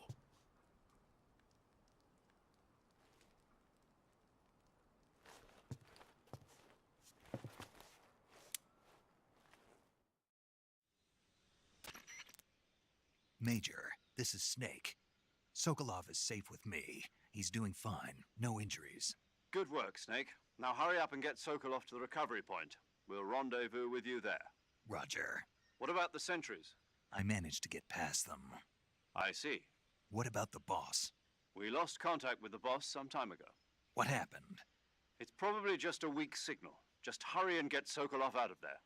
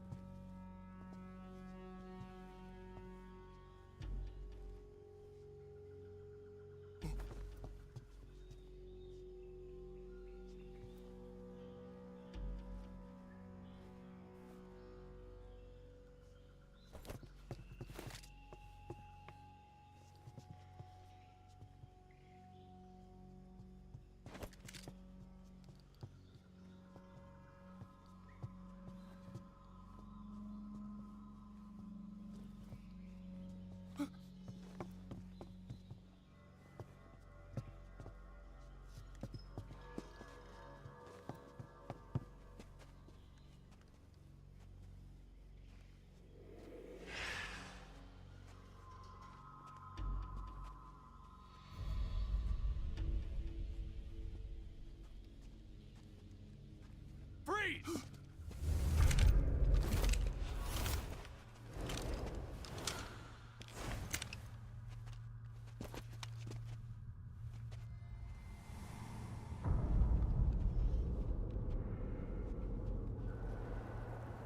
So this is the legendary boss. Huh?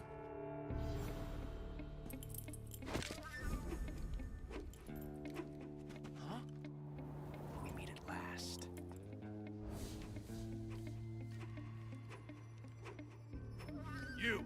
You're from the Ocelot unit of Spetsnaz. Huh. What's a GRU soldier doing here? Soldier?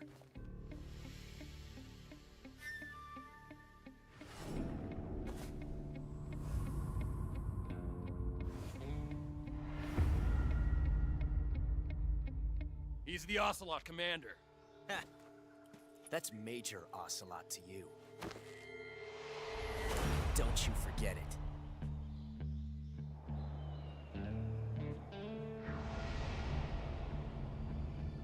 Sokolov is ours. Now get out of here. And Ocelot never lets his prey escape. What?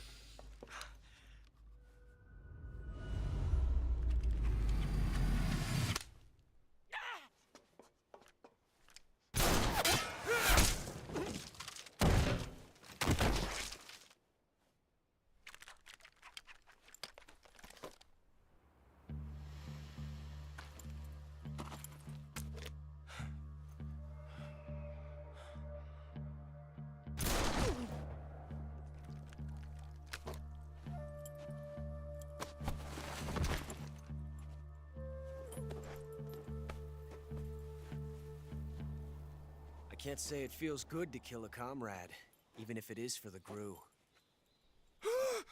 Sokolov, take cover. Huh.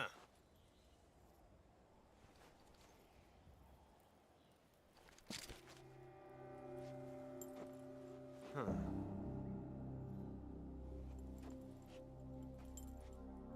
You're not the boss, are you?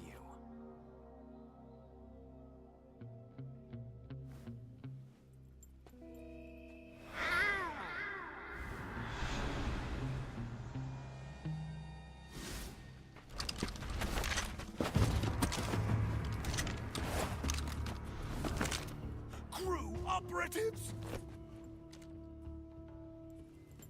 What is that stance? Huh. That gun.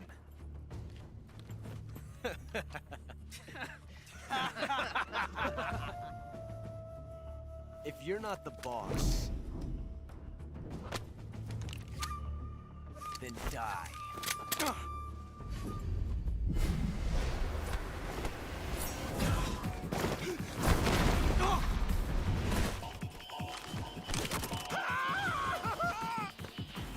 Major! Leave it! Shoot the other one!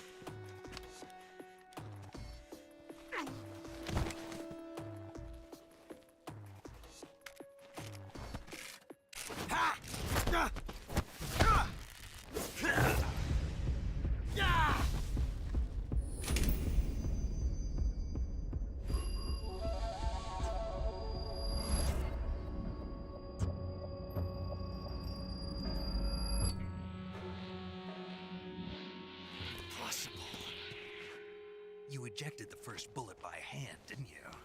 I see what you were trying to do. But testing a technique you've only heard about in the middle of battle wasn't very smart. You were asking to have your gun jam on you. Besides, I don't think you're cut out for an automatic in the first place. You tend to twist your elbow to absorb the recoil. That's more of a revolver technique.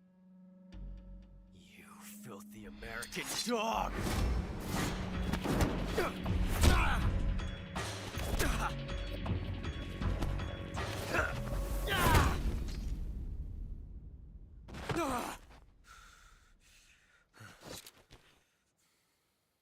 But that was some fancy shooting. You're pretty good.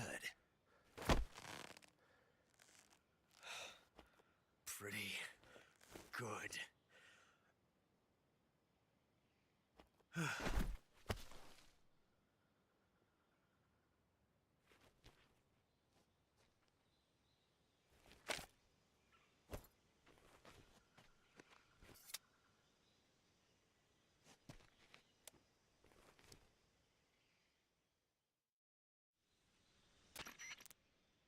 Major, do you read me? I read you. Snake, you all right? I've run into a few snags. These guys were after Sokolov, too. Apparently, they were taking orders from a GRU colonel named Volgan. A GRU colonel? Part of an internal Soviet power struggle, according to Sokolov. Something between the KGB and GRU.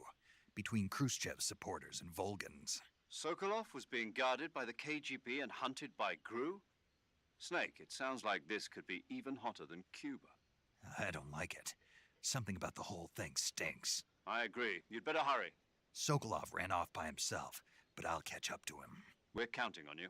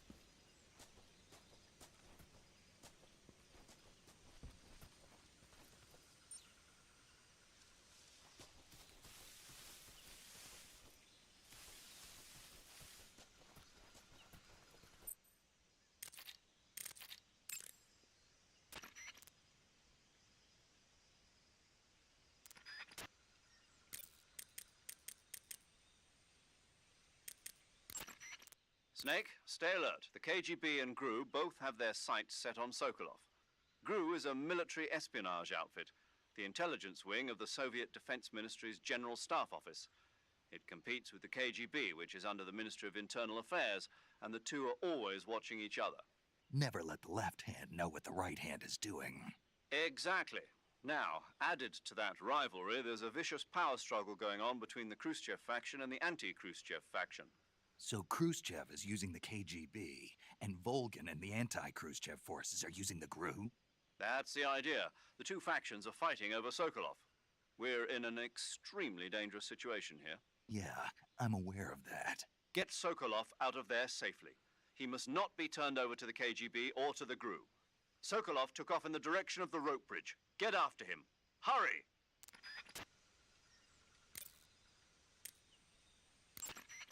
That area is home to the reticulated python. By the way, Snake. What? What was that little lecture back there? Lecture? You were instructing the GRU commander, weren't you? Something about the first round or his hand? Yeah. What was that supposed to mean? Well, whenever he put a new clip in his gun, he'd always load the first round by hand, whether there was a round left in the chamber or not. It's a technique they teach in the Middle East. By making sure there's always a round in the chamber, you eliminate the risk of pulling the trigger with nothing to fire. He must have heard about it from someone or read it somewhere. In any case, he probably wanted to try it out for himself. And he was obviously motivated by vanity to show off his new technique. That's when you make mistakes. The battlefield is an unforgiving place.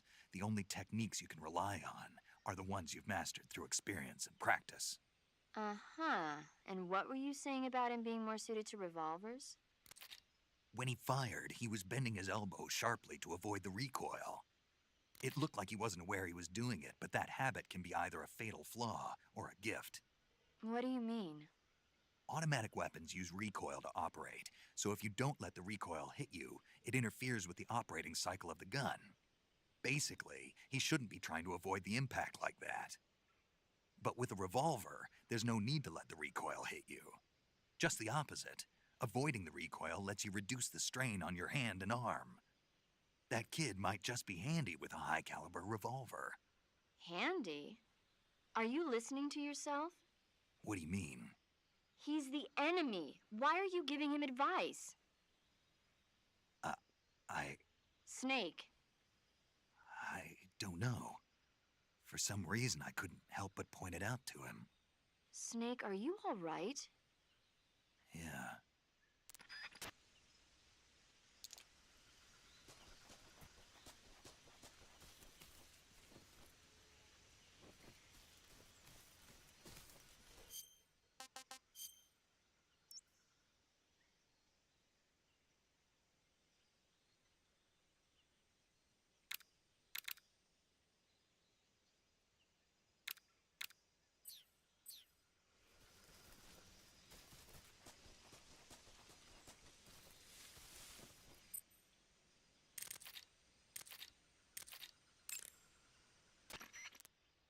Do you want to save?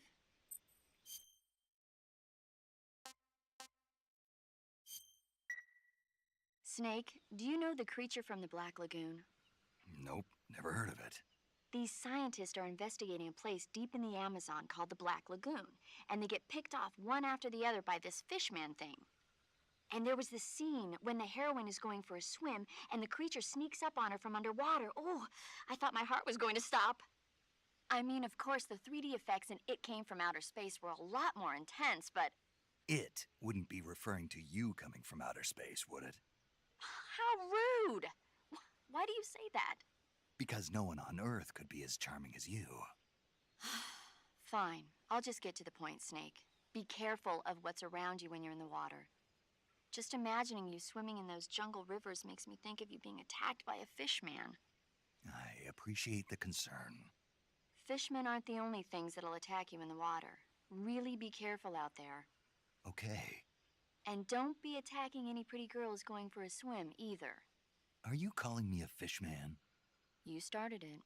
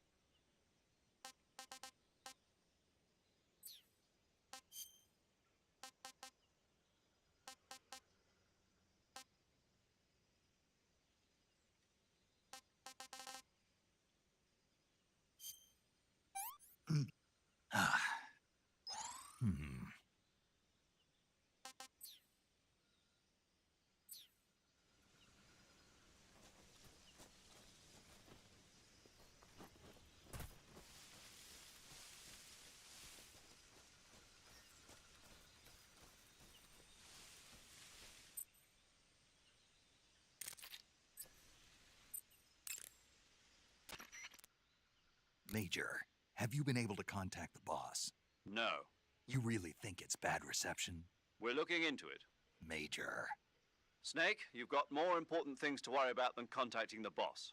Right now, Sokolov is out there wandering around the jungle alone. What are you going to do if he gets caught by the enemy? We're still looking into why we lost contact with the boss. I'll let you know as soon as we find anything out. In the meantime, it's your job to find Sokolov and get him to safety. Got it? Your actions can lower your stamina. The more demanding the activity, the more stamina consumed. Exactly. Walking slowly will conserve stamina, while actions like rolling, crawling, and stalking consume large amounts of it. Try your best to avoid unnecessary actions in order to conserve stamina.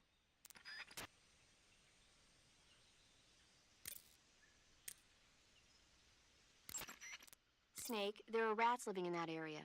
The rats in that area are the descendants of wild Norway rats. They're not poisonous, and I don't think they'll attack you, but they're quick little creatures.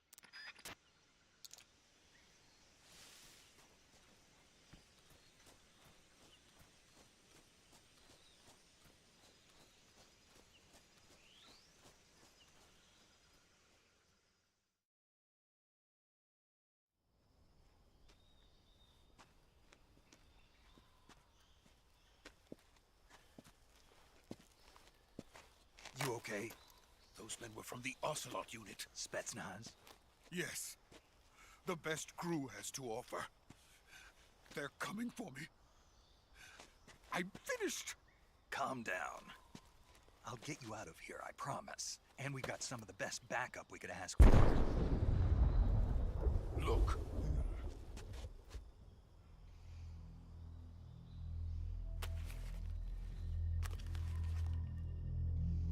That's what they were making you build? Yes. The Shagohod. The dreading behemoth. A tank capable of launching nuclear IRBM. It can launch nuclear missiles from that kind of terrain? Oh, yes. And without support from friendly units. A nuclear-equipped tank capable of operating solo.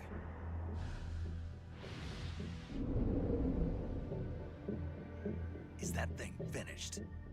No. This is only the end of Phase 1. It won't be truly finished until we complete Phase 2. Phase 2? The weapon's true form. If it is completed and the Colonel gets his hands on it, it will mean the end of the Cold War. The end of the Cold War? Yes. And then the Age of Fear will truly begin. A world war? I had no choice but to cooperate. I didn't want to die. I wanted to see my wife and child again in America. Please, take me to America, quickly. They cannot complete it without my help. Got it. Let's go.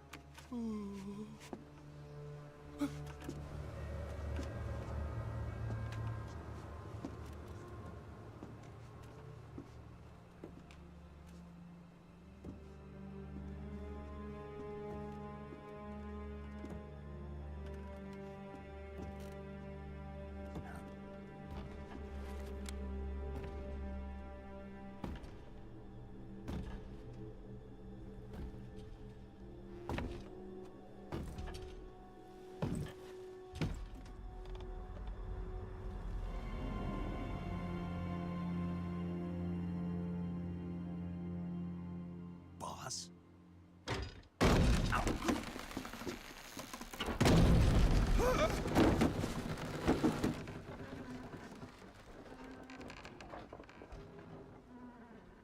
Good work, Jack.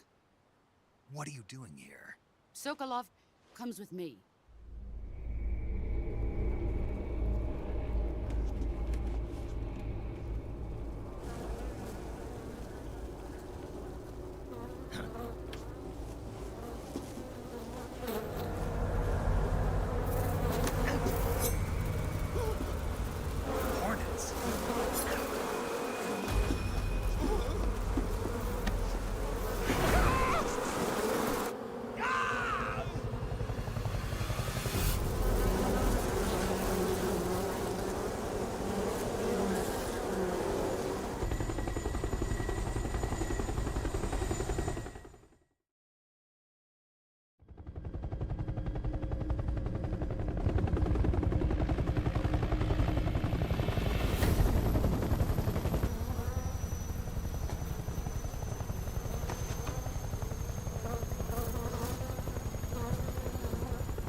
My friends, let us fight together again.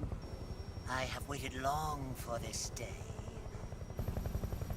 We will fight with you once more. Welcome back, boss. Now that all 5 of us are together, it's time we go to the depths of hell itself.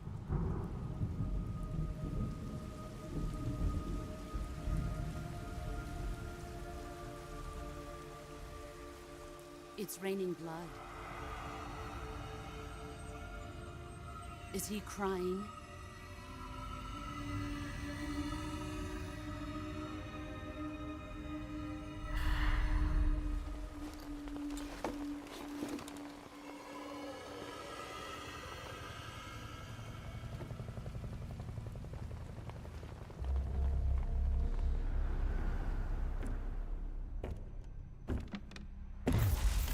Kuwabara, Kuwabara.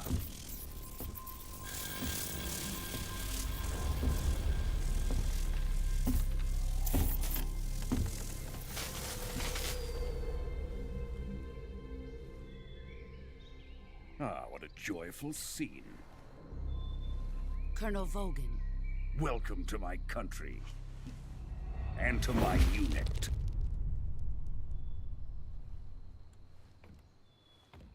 Boss, what is this? I'm defecting to the Soviet Union. Sokolov is a little gift from my new hosts. Recoilless nuclear warheads.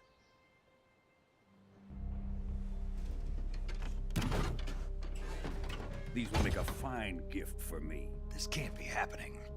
Who is he? Another one of your disciples? Are we taking him with us? No, this one is still just a child. Too pure for us Cobras. He has not yet found an emotion to carry into battle. What are you talking about? Think you can pull the trigger?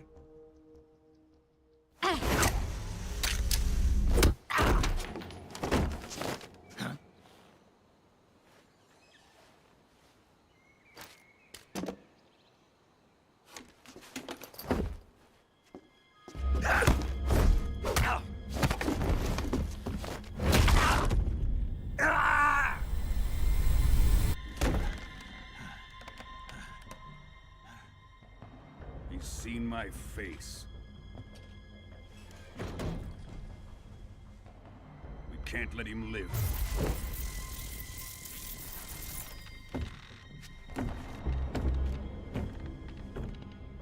If Khrushchev finds out about this, we're finished.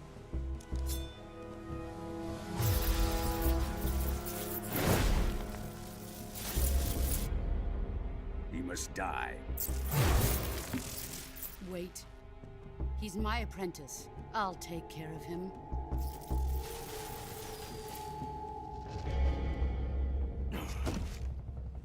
Jack, you can't come with us.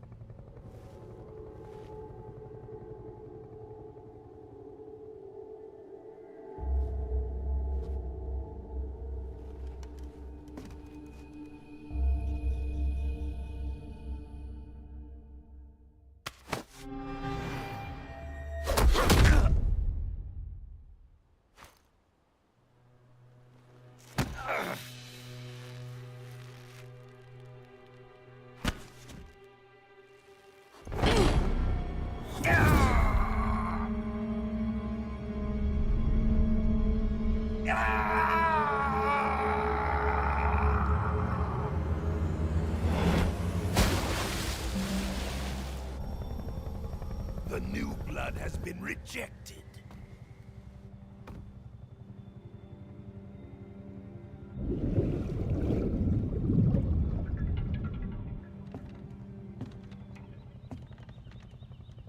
Are we done here? Now, onto Sokolov's research facility. Shagohod is ours.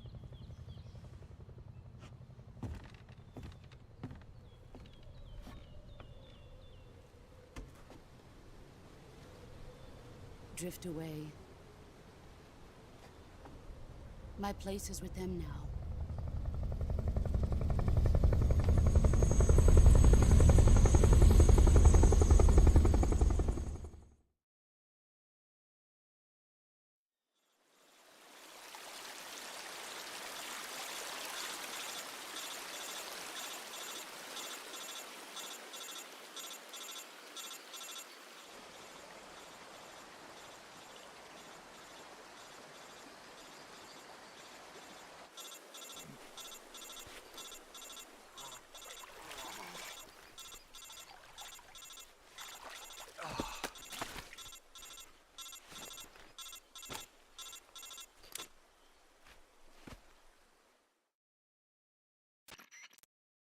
Snake, can you hear me?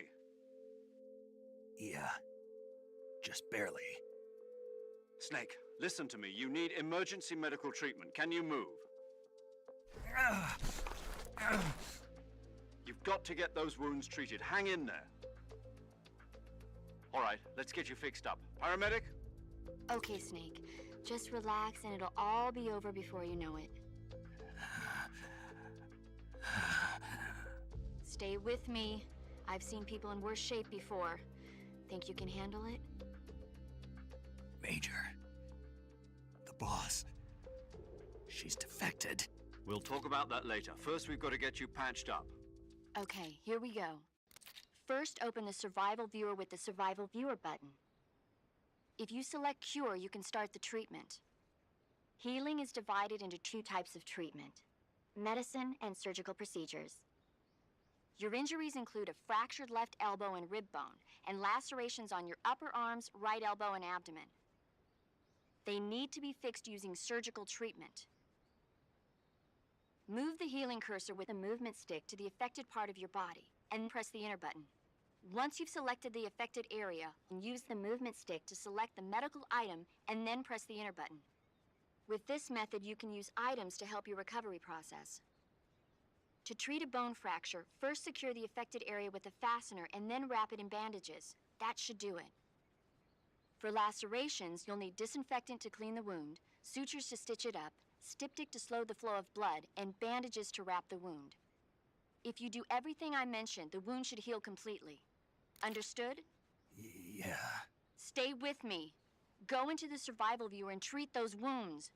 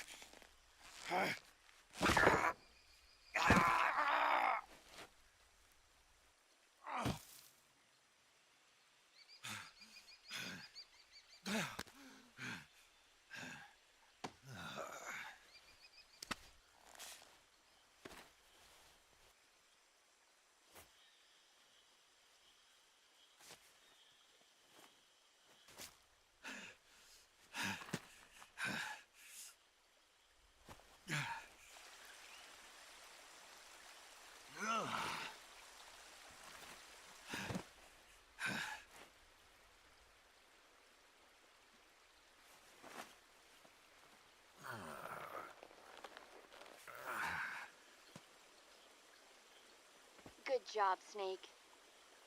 We're coming to get you now. Just stay where you are. We'll drop a recovery balloon. Can you set it up?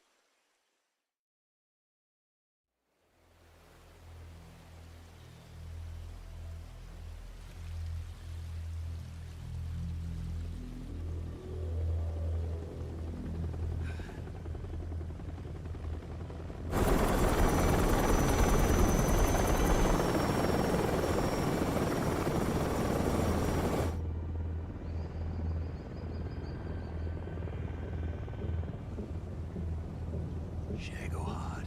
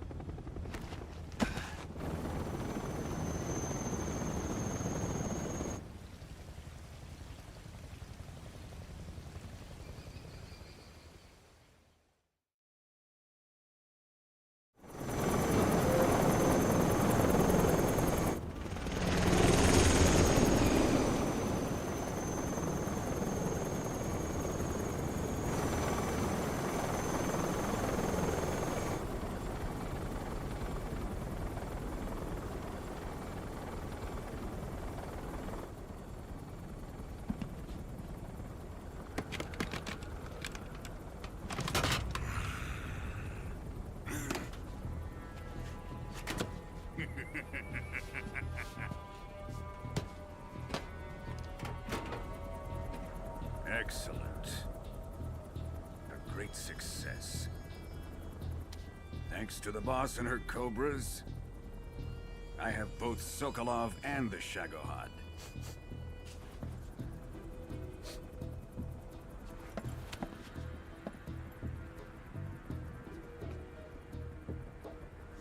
What are we going to do with the girl? Who is she? Apparently she's Sokolov's woman.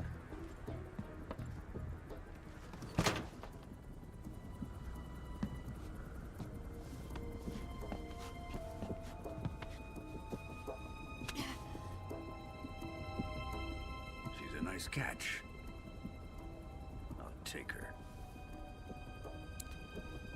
Not so fast, my dear.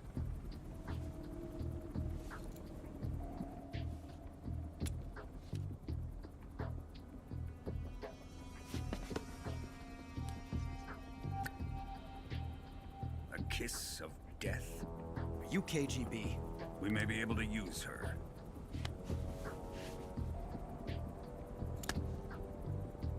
She has spunk.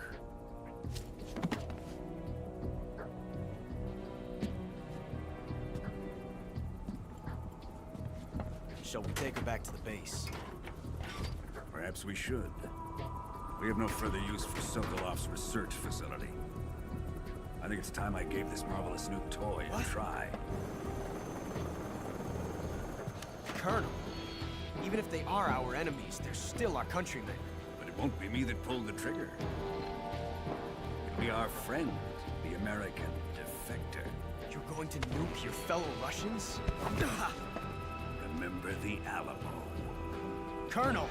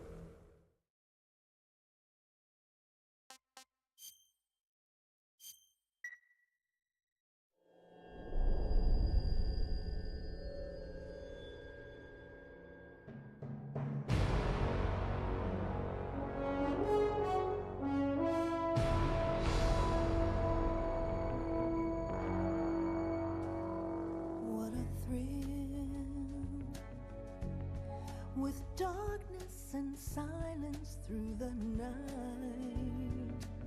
What a thrill. I'm searching and I'll melt into you. What a fear in my heart, but you're so supreme. I give my life, not for honor, but for you. In my time, there'll be no one else. Crime, it's the way I fly to you. I'm still in a dream, snake eater. Someday you go through the rain, and someday you'll feed on a tree frog. This ordeal, the trial to survive, for the day we see new light. I give my life, not for honor, but for you. In my time, there'll be no one else. Crime, it's the way I fly to you. I'm still in a dream, snake eater.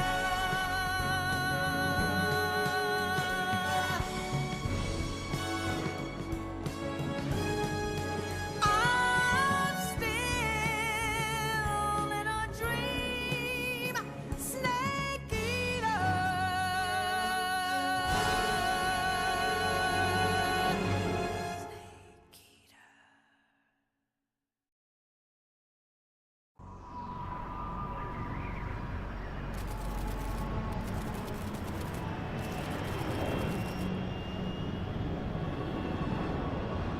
Currently flying over the Arctic Ocean, altitude 30,000 feet, approaching Soviet airspace.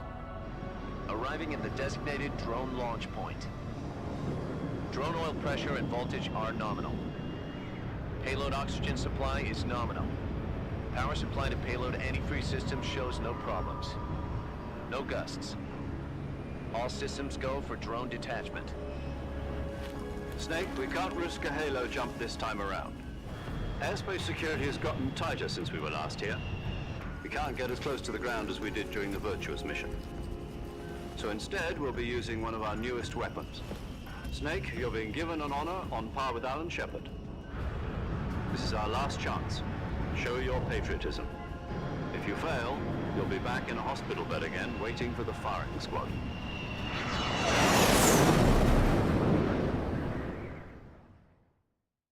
So how does it feel to be a patient in one of the most advanced ICUs in the world? Would you do me a favor and tell the suits about visiting hours? I'll never get better with them assaulting me day and night with their questions.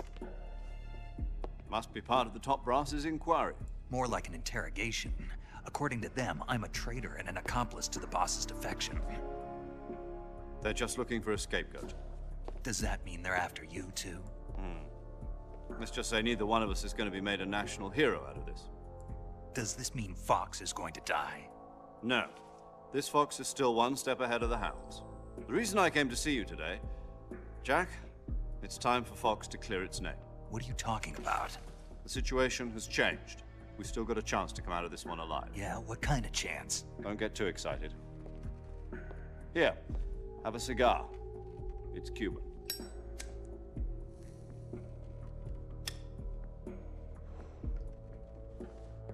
This morning, I had a meeting with the CIA. They decided when they're going to execute us? No. Something even bigger. Yesterday, the White House received an unexpected call. President Johnson? Yes, I hear you, Mr. Chairman. It was a hotline call from Khrushchev to President Johnson. From the head of the Soviet Union? That's right.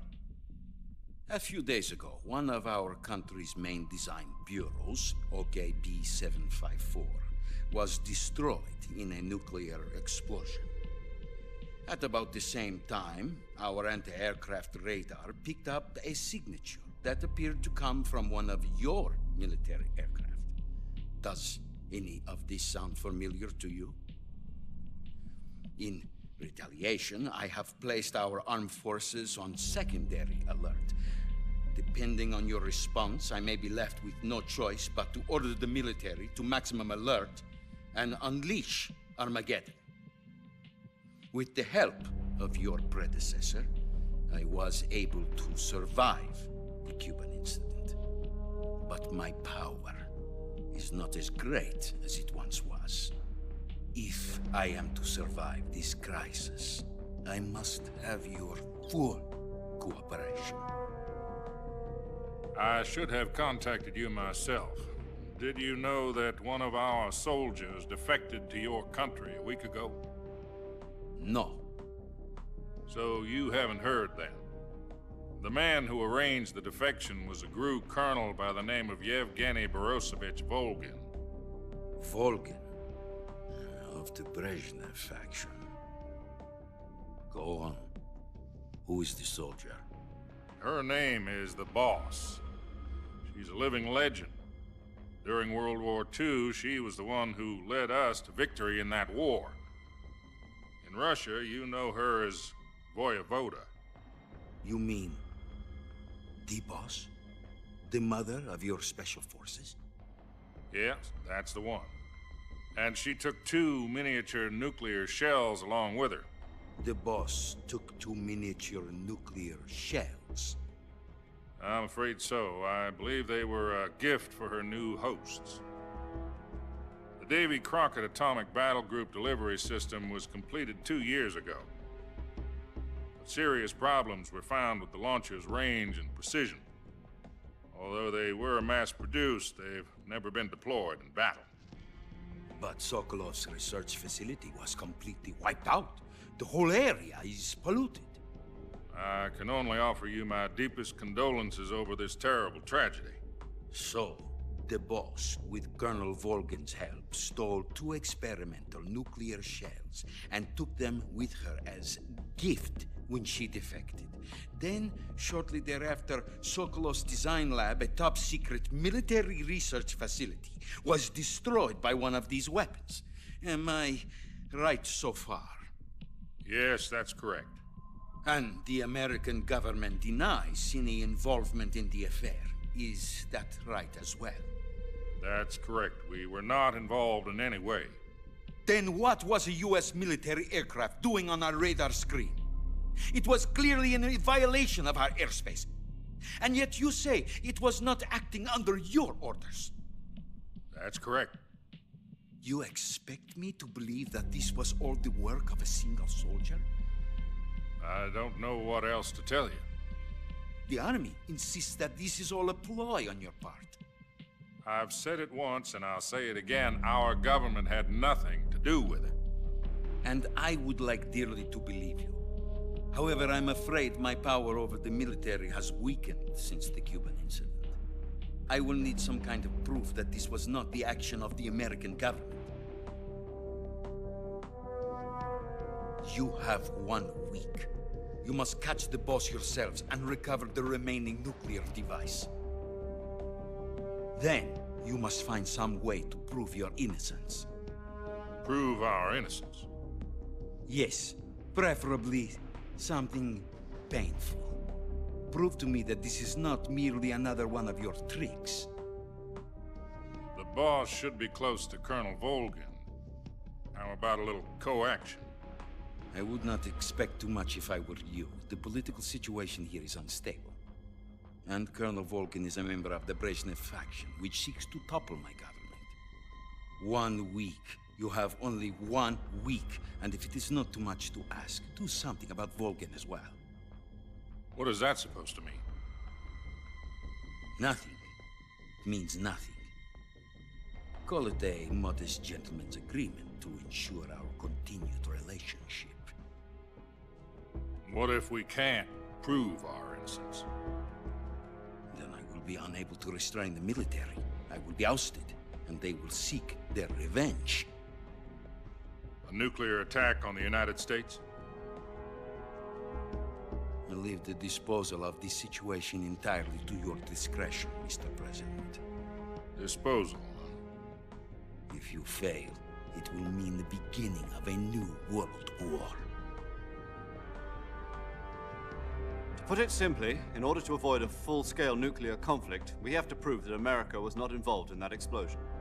And eliminating the boss ourselves will prove America's innocence? Right. The higher-ups have decided that you're the only one capable of pulling this off. You were her last apprentice. Screw this one up, and we'll both be 6 feet under.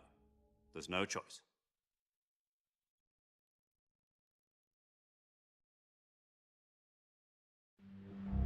Are the Russians going to be helping us?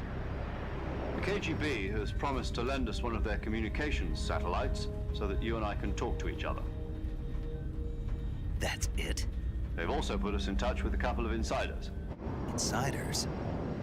There was a defection in September 1960. Do you remember it?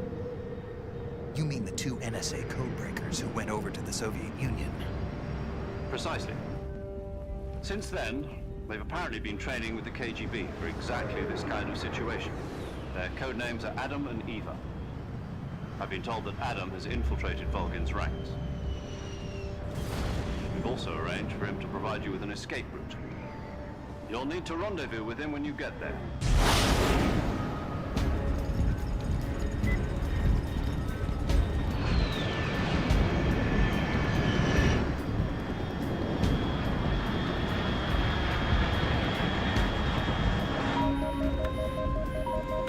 Control. Unidentified aircraft detected. Altitude 30,000 feet.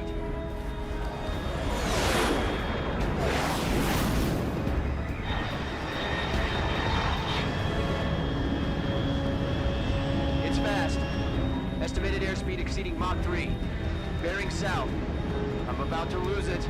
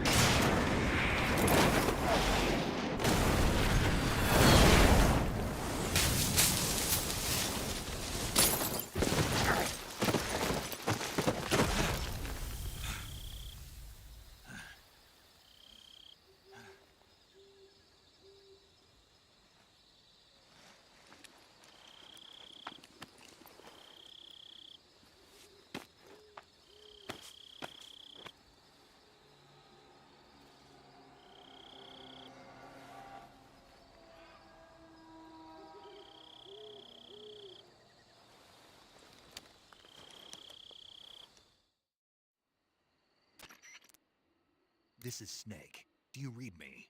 Loud and clear. Glad to see you landed safely. I got blown pretty far off target. Snake, let's go over your mission objectives one more time. Rescue Sokolov. Find out what's happened to the Shagohod, then destroy it. And finally, eliminate the boss. Eliminate the boss. This mission will be codenamed Operation Snake Eater. Because I'll be taking on the boss in our Cobra unit, right? Don't forget about Colonel Volgin. I'm not a hired killer. I know, but that was the Kremlin's demand. Demand? You mean it wasn't just a request? What's it to us if the Khrushchev regime is threatened by the Colonel and his faction? If supporting the current regime helps us avoid a nuclear exchange, then that's what we'll do. And what are the CIA's demands? Our priorities are the rescue of Sokolov and the destruction of the Shagohod. Roger that, Major Tom. Hold on, Snake. What now? I'm changing my code name. It turns out Tom wasn't the most auspicious choice. What do you mean?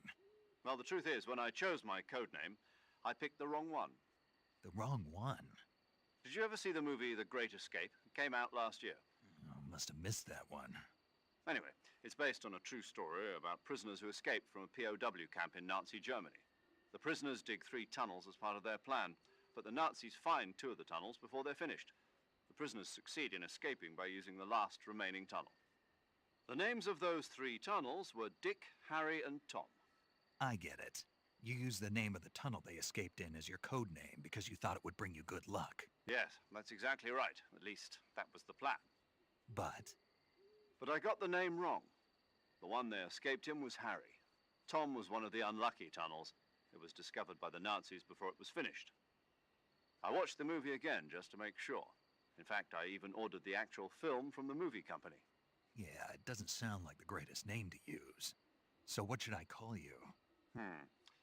You know, let's just use Zero, like we've been doing all along. All right then. Major Zero it is. We'll start over from square one. From square 0. My frequency is 140.85. Oh, I almost forgot. Paramedic is with us again on this mission. Is this her last chance too? If we fail, she'll have her medical license revoked. It's more or less the same kind of fate. Her frequency is the same as during the Virtuous mission, 145.73. She'll be recording your mission data as well, just like the last time. That frequency is also the same, 140.96. And there's one more person on your support team. His name is Mr. Sigint. He's an expert on the latest in weapons and equipment technology. You'll be going up against some of the world's most advanced weaponry when you infiltrate the research facility. If you have any questions, just ask him. His frequency is 148.41. Mr. Sigint. Got it. Adam, your KGB contact, is waiting for you at the abandoned factory up ahead. The same factory Sokolov was being held in last week. Yes, meet up with Adam first. He's cleared the way for you to rescue Sokolov.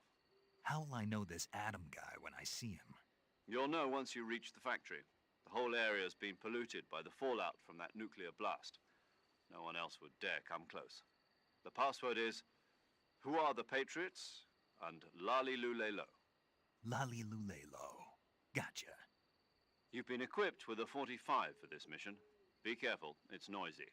I thought standard Fox procedure was procure on-site weapons acquisition. The circumstances are different this time. You're now on an official mission for the United States government. It would be necessary to make your presence known to a certain extent, to the Khrushchev regime at the very least. But remember, this is still a sneaking mission.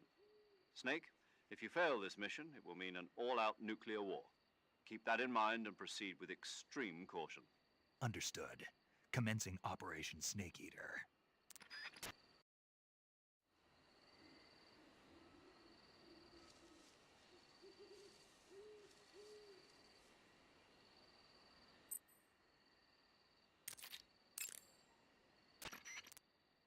Paramedic. Snake, it's so good to hear from you again. Same here. It's been a week, hasn't it? 4 days, actually. Huh? I visited you in the hospital. You were still unconscious, though. Then you must have seen me naked. Yeah, but you were all wrapped up in bandages and tubes, so I couldn't do anything but look. Better luck next time. Let's hope so. But seriously, don't forget that you were like that until just yesterday. In fact, you really shouldn't even be on this mission. Keep an eye on your stamina gauge. If you start to run low, don't push yourself. Eat something to replenish your stamina. And try not to get yourself hurt. If you're wounded or get bitten by a venomous animal, go into the survival viewer immediately and treat yourself using Cure. Yeah. I can see you still know how to nag. You're welcome. And I can see you still don't know when to keep your mouth shut. Maybe so. By the way, I heard you're going to lose your medical license if this mission fails. Yes, there was talk of that, but the mission won't fail, will it? Of course not. Good. I believe in you. But you know what? I really don't care about my medical license. Didn't they use that to force you to participate in this operation? No, I volunteered. Why? so that I could watch over you. Snake, you're the best agent I've ever seen. But you push yourself too hard. You're reckless. Someone has to stop you from getting into trouble, to make sure you and the boss don't kill each other. So that's why I volunteered. I mean, you couldn't ask for a better guardian angel than me, right? Thanks.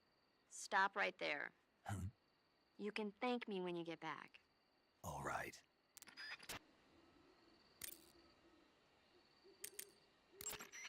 Yo! You're Snake, aren't you? And you're Sigint? None other. I heard that you're an expert on weapons, equipment, and cutting-edge technology. Close. Huh? I am the expert on weapons, equipment, and cutting-edge technology. Ah. I'm the guy that designed your trank gun, active sonar, and motion detector. If you want to know anything about weapons or equipment you find in the field, just send me a message and ask. Later.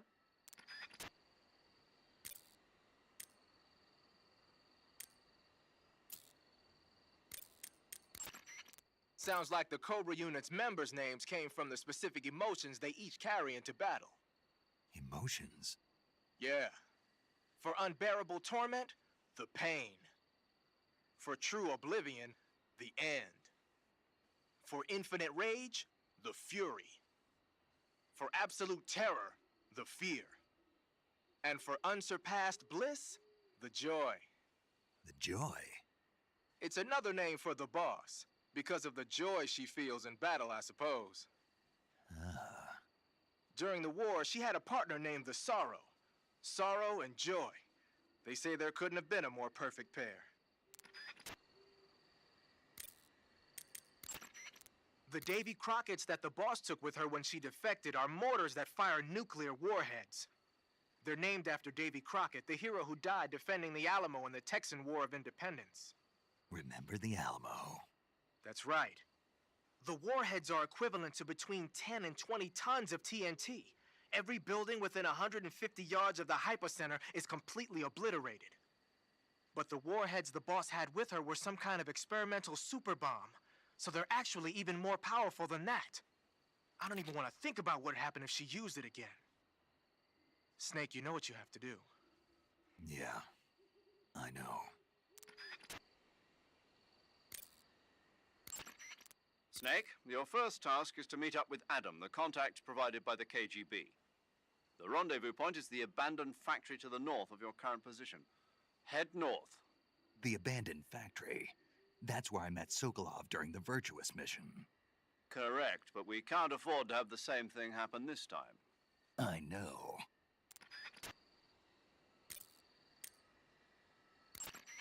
You want to save? Snake, have you heard of It Came from Outer Space? Yeah, you told me already. So this astronomer sees a meteor, but it's really an alien spaceship, right? And the aliens start replacing the townspeople with clones and forcing them to help repair the ship. The 3D effects were quite realistic. I've got all the real I can handle here in the jungle. No, you don't get it. Precisely because it's realistic, with the images jumping out of the screen at you. It makes for a nice escape from reality. I have to admit it made my eyes tired, but it was really intense. Unfortunately, they don't make very many of those movies anymore. When did it come out? I was still in college, so probably about 10 years ago? Guess I'm out of luck then. You know, they're coming out with household versions of video cassette recorders. One day you'll be able to see old movies anytime you want. It'll be like having a movie theater in your own home. Really? It's like if you had a record with movie film etched onto it instead of music. It'll work the same way. You're kidding. No, really. And someday they might make movies where you control the characters yourself. Sounds like magic. It'll happen.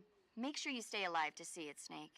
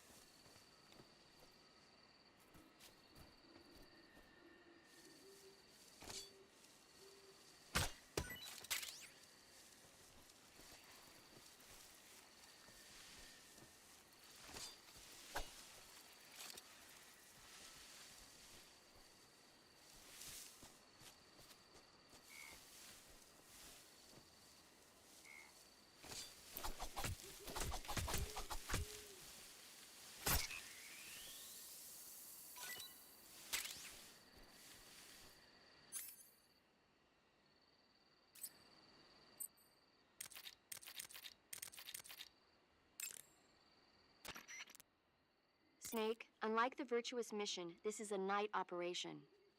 You'll be encountering nocturnal animals that you didn't encounter your last mission. Some of them are venomous, like the king cobra, so be careful. If you get bitten by a venomous animal, the poison will spread through your body and rapidly drain your life gauge. If that's the case, go into the cure screen in Survival Viewer immediately and inject yourself with serum. Got it? I see you caught an Otten frog. The Otten frog is a large, corpulent species of frog. They're known as a delicacy, so it might be worth catching them for food. The Otten frog was originally found only on Amami Oshima in Japan. Frogs usually have 4 toes on their front legs, but the Otten frog is unique in that it has 5. Got it. By the way, you said they were known as a delicacy, right? Right. So that means they must taste pretty good, huh? I guess so. I hear that in Japan, Otten frog sashimi and sukiyaki are popular dishes. Really? Yeah. Japan, huh? That place is starting to sound better and better. Snake, that area is inhabited by the Japanese flying squirrel. Japanese flying squirrels are non-venomous, and they shouldn't attack you. The head, front legs, hind legs, and tail of the Japanese flying squirrel are connected by a membrane of skin, which allows the squirrel to glide from tree to tree. It says here that if it catches a good wind, it can fly more than 100 yards. Sounds like it's going to be tough to catch one. So, aren't you going to ask me? You know it. How does it taste? Not sure. Not sure. The guy doesn't say anything about it. Why not? Gee, maybe it's because no one would ever think of eating a flying squirrel. Then I must be the first one. Maybe you are. Snake, unlike the Virtuous mission, this is a night op. You'll be encountering nocturnal and some of them are venomous. If you get bitten by a if that's the case...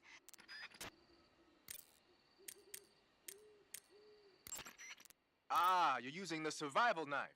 Yeah, this thing provides me with all the bare essentials I need to survive in the field. Hey, wait. What'd you do with the knife I made you? That was a work of art. It had matches and fish hooks and thread and stuff in the grip. Sorry to have to tell you this, but that thing is useless in a fight. No way. Really? Yeah, when the grip is hollowed out like that, there's not as much space to stabilize the blade. So the joint between the blade and the grip is weaker. That makes it easier to break. I get it. You're right. With your knife, you don't have to worry about it breaking no matter how much you swing it around. So the important thing is durability. Man, I gotta write this stuff down. Next time, I'll make it so the matches and fish hooks go in the sheath instead.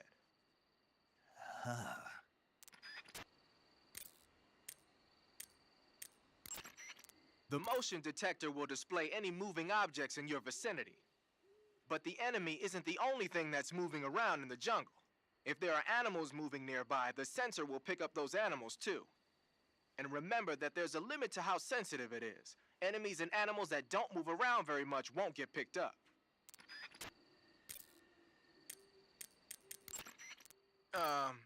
You mean you're not wearing any face paint? You can take off your face paint by selecting No Paint from Face. Just select No Paint when you want to skip wearing any face paint at all. But your camo index is never going to be as high without face paint as it is with it. Unless you want the enemy to see you, you ought to be wearing face paint. Pattern clothing, face paint, tactical movements. These are the elements of camouflage that will allow you to deceive your enemy. To camouflage yourself, first check out the survival viewer. Then select camouflage and you'll see 2 more options, face and uniform. Choose face to apply face paint and uniform to change your field uniform. Simple, really. Make sure and choose something that'll match your surroundings. Covering your body is a good start, but a bare face will kill even the best camouflage.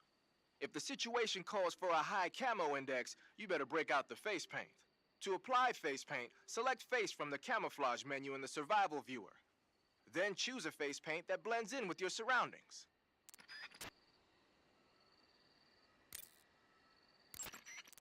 Like the Virtuous mission, Operation Snake Eater is a solo sneaking. There are no units in the field to back you up. Avoid engaging the enemy whenever possible. Your first priority is to remain unseen. Use the camouflage option in the survival viewer and choose your camouflage wisely.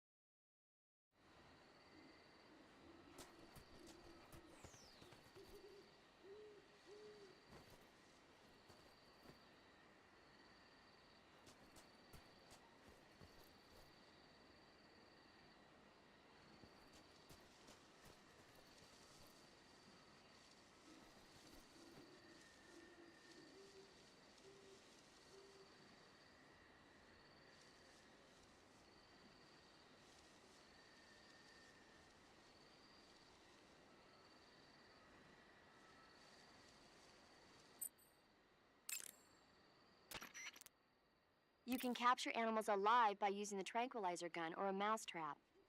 When you capture a live animal, you can carry it on you as a weapon by going to Backpack in the survival viewer. Once an animal is on your person, equip it, use the aim button to ready it, then press the attack button to throw it. Throwing a venomous animal at an enemy might be enough to knock him out. Even non-venomous animals like frogs can be used to distract the enemy's attention. And since I know you're going to ask me, yes, keeping animals alive prevents them from rotting and makes them taste better when you eat them.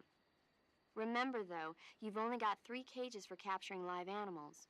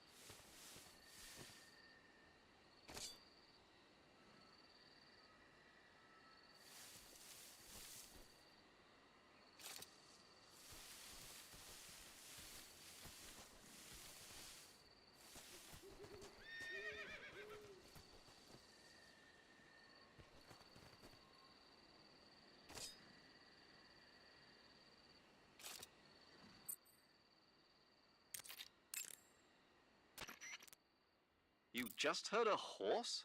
Yeah, You sure it wasn't something else? I know a horse when I hear one. Paramedic, are there any wild horses in Selino-Yask? Do you really expect me to say yes? No. So what should I do? There's only one way through that area. All you can do is move forward. Head towards the sound of that horse. It came from the north. Be careful. Snake, king cobras are making their home in the area you're in now. The king cobra is the world's largest venomous snake. Its large size means that it has a lot of venom to inject. One bite is supposedly enough to kill an elephant. And it's extremely vicious as well, so watch out. If you get bitten by a king cobra and injected with venom, your life will start to decrease rapidly. As soon as you're bitten, go into the survival viewer and use Cure to give yourself a serum injection. The king cobra's diet consists mostly of other snakes. Be careful, or you might end up as its next meal. Got it. So... What? How does it taste? Yep. Ugh. It seems you're the one whose diet consists of other snakes. You're making me blush. The guide says they taste just fine. Ugh.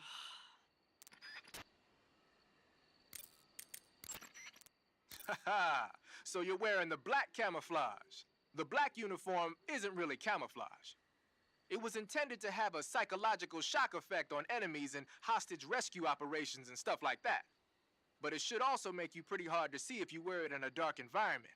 And it might also work on black, earthy surfaces like you'd find in swamps.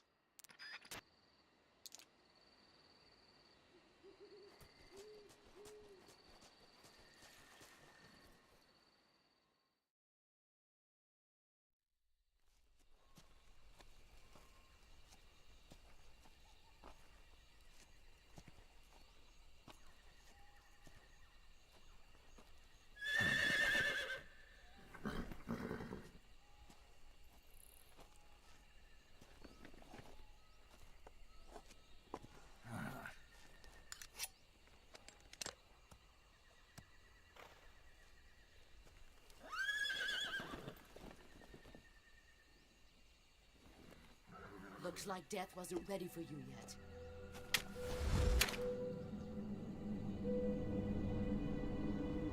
Boss. That arm still hurt?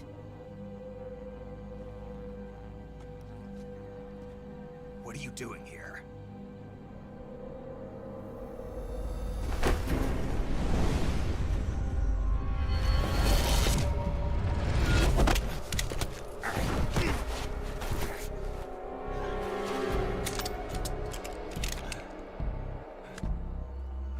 Go home.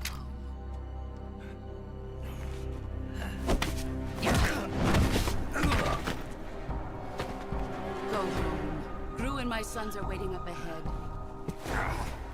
You don't have a prayer of finishing your mission. You're not even armed. Boss!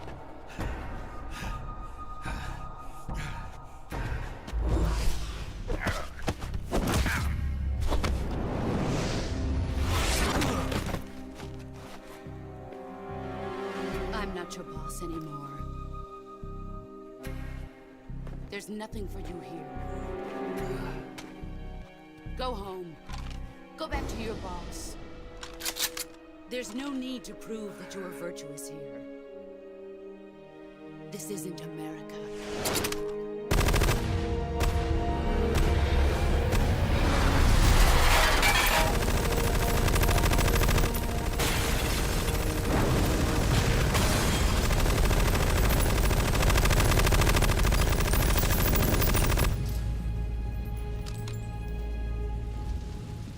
That should stir things up a bit. You'd better hurry.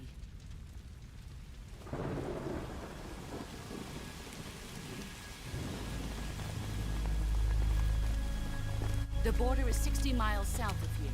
You ought to be able to run that far.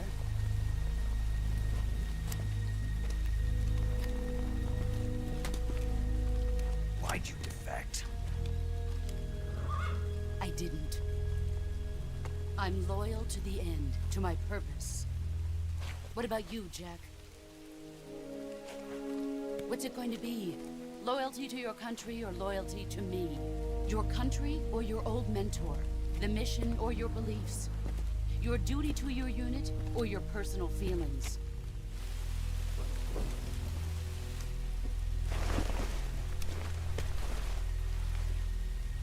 You don't know the truth yet.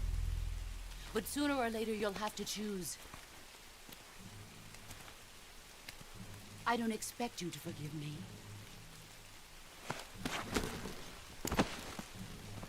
But you can't defeat me either. You know me too well.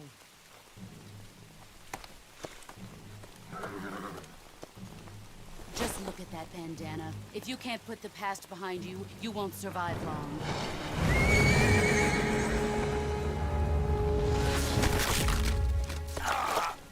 If we meet again, I'll kill you.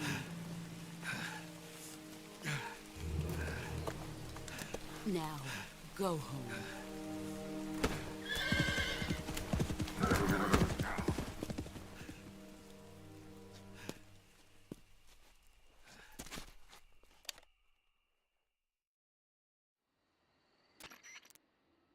This is Snake. Major Zero. I read you, Snake. I was ambushed by the boss. You were what? The drone's been shot to hell. It's up in flames. That's not good. Enemy scouts are going to come looking for you. Yeah, I know. But what was the boss doing here in the first place? There's got to be a leak somewhere. No, that's impossible. The man the boss is working with, Volgin, isn't exactly on speaking terms with Khrushchev. I lost my gun. The boss destroyed it. Snake, I know how you're feeling. It's hard for me to believe, too, that a legendary hero like the boss would go over to the Russians. That she'd double-cross us like this. But that's how it is, and if you don't accept it, you'll never be able to beat her. That's not the problem. In terms of sheer technique, I'll never be able to beat her. I know that all too well. You've got to do it, Snake. She's your enemy and your objective. Enemy? We were together for 10 years, and now you tell me she's my enemy? Enough. Hurry to the factory where Adam is waiting. Scouts have probably already been sent out to investigate the explosion. You've lost your weapon, right? That means you've got no chance of winning in a battle situation. Whatever you do, don't let them see you.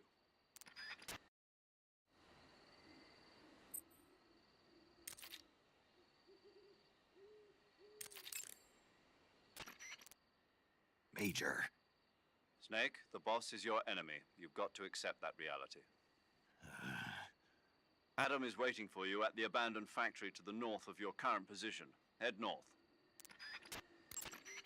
The enemy must have seen the drone explode. They've probably already sent out patrol units. You never know when you'll encounter the enemy. Use your camouflage wisely and proceed with caution. So, you're wearing woodland face paint.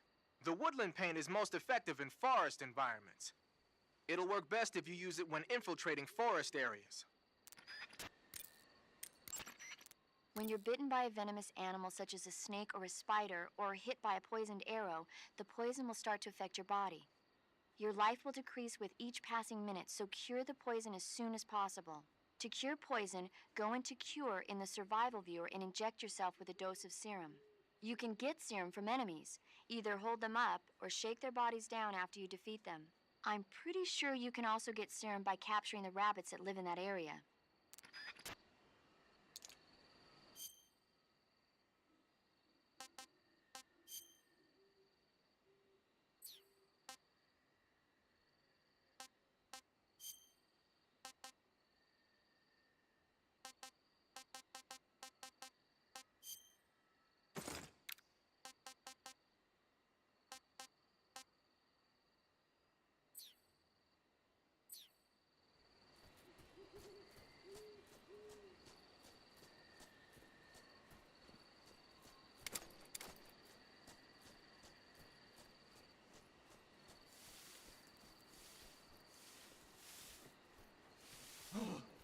What the hell is this? HQ? This is HQ. Patrol here. We have evidence of an enemy intruder. Commence alert formation. Acknowledged. Sending reinforcements. Use extra caution.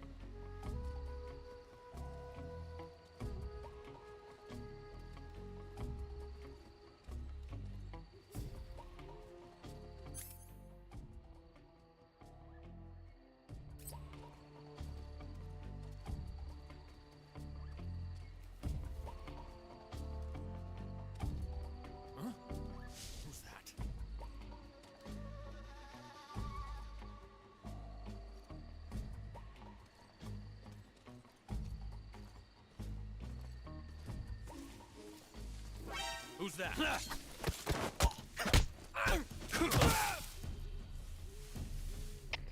HQ, respond.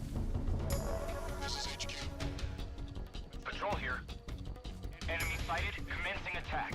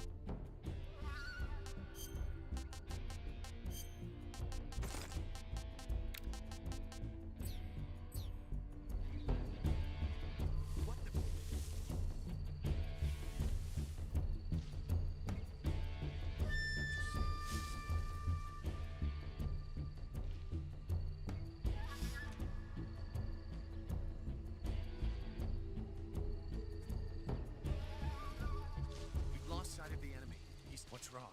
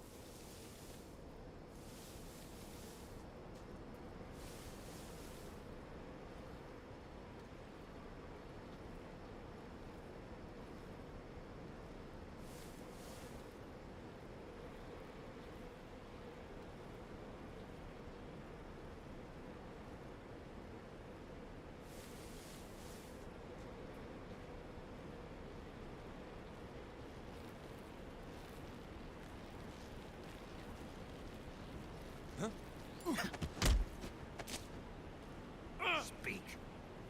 If you slide down cliffs, you won't take any damage. Answer me. Let go of me. Answer me.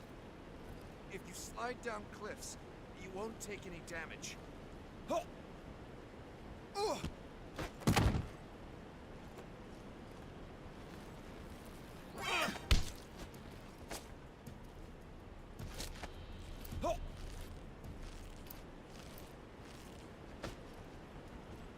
Who's that?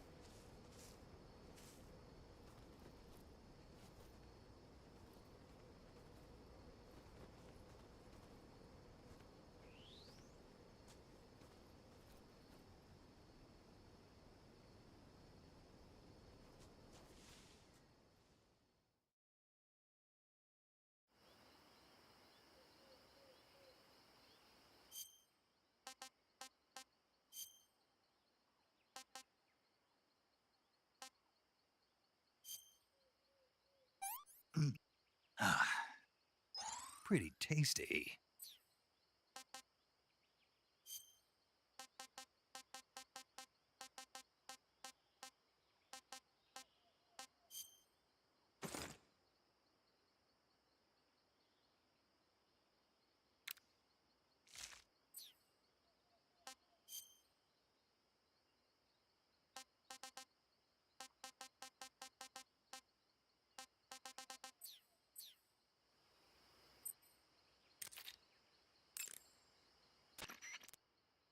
That area is home to the reticulated python. The reticulated python is... Treating serious wounds will require you to use additional medical items besides your knife and cigar. That's why it's always a good idea to carry as many medical items with you as possible. If you start to run out of medical items, find some more as soon as you can. The enemy should be carrying medical supplies as well. You can get them by holding up enemy soldiers and shaking down their bodies.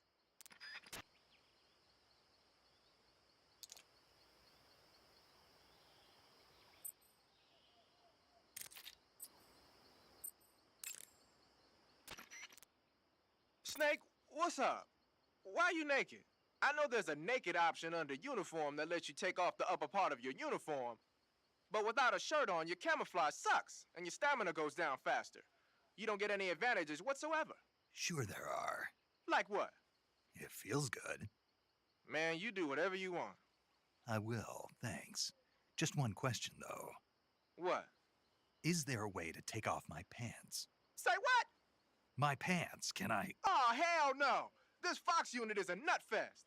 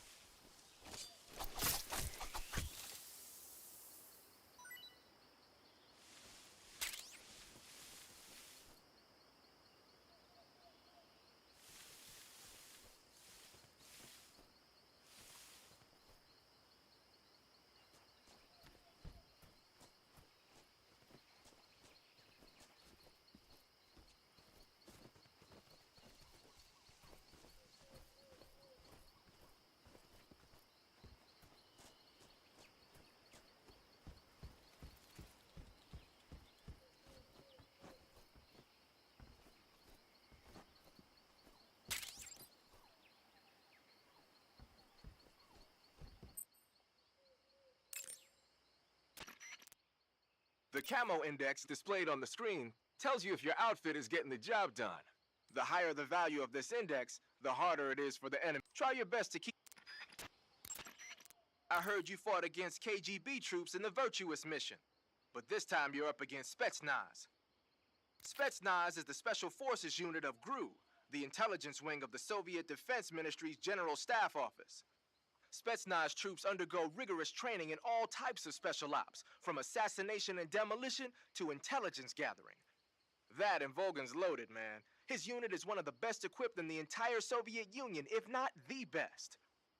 I heard the enemies you encountered in the Virtuous mission were only carrying weapons like AKs and grenades. Well, it ain't that simple anymore. In addition to AKs, some of the patrols you'll encounter might be equipped with Scorpion submachine guns and shotguns. The Scorpion is even lighter than the AK, making it much easier to handle. Basically, A guy with a Scorpion is not gonna miss you as often as with an AK. The shotgun is a powerful weapon. One blast is enough to floor you, and you're likely to be seriously wounded. Watch for that, man. So you've got your uniform and your face paint, but that alone isn't enough to make for good camouflage. Camouflage means blending in with nature. To make your disguise complete, you've got to keep a low profile and avoid overt movements. As long as you've got the uniform and face paint working for you, and you're lying flat keeping still, you won't have to worry about being spotted from a distance. On the flip side, dancing around your enemy in perfect camo is still a dead giveaway. So if the enemy's looking for you and he's getting too close for comfort, just lay low for the time being.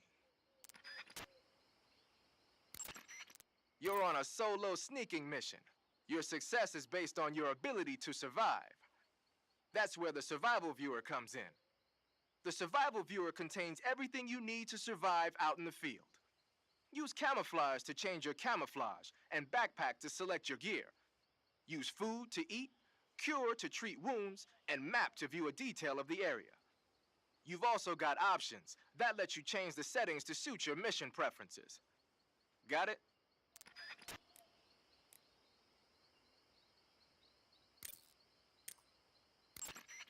Snake, unlike the virtuous mission, you'll be encountering nocturnal animals. Some of them are venomous. You've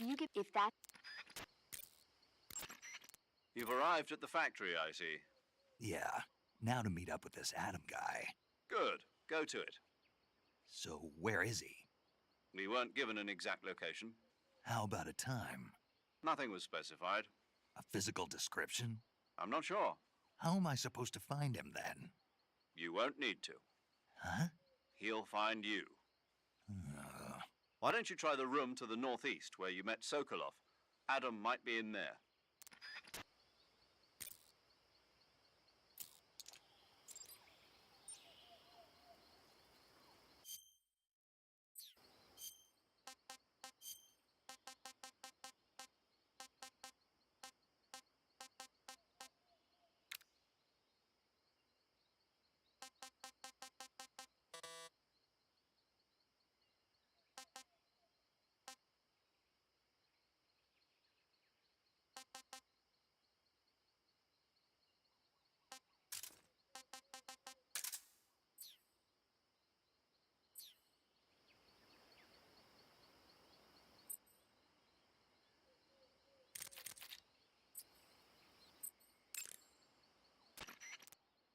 Adam is a spy sent by the KGB to infiltrate Volgin's ranks. You'll need to be extremely careful in how you approach him.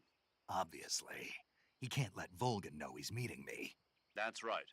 Adam won't show up if you're being pursued by the enemy. Before you go to rendezvous with Adam, make sure you haven't been seen by the enemy. Meet up with him in normal phase. Got it?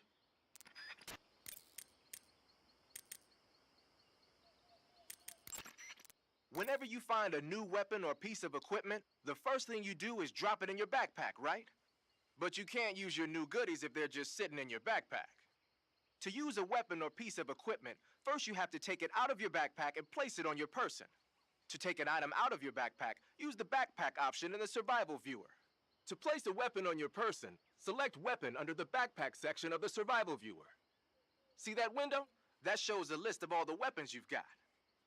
Choose the weapon you want to carry from the list and press the Enter button to take it out of your backpack. Just remember that there's a limit to the number of weapons you can carry at the same time, so put back any stuff you don't need. To put a weapon on your person back into your backpack, choose a weapon that's already on you from the weapon list and press the Enter button. Or you can just swap the weapon you want to put away for another. Do whatever works best.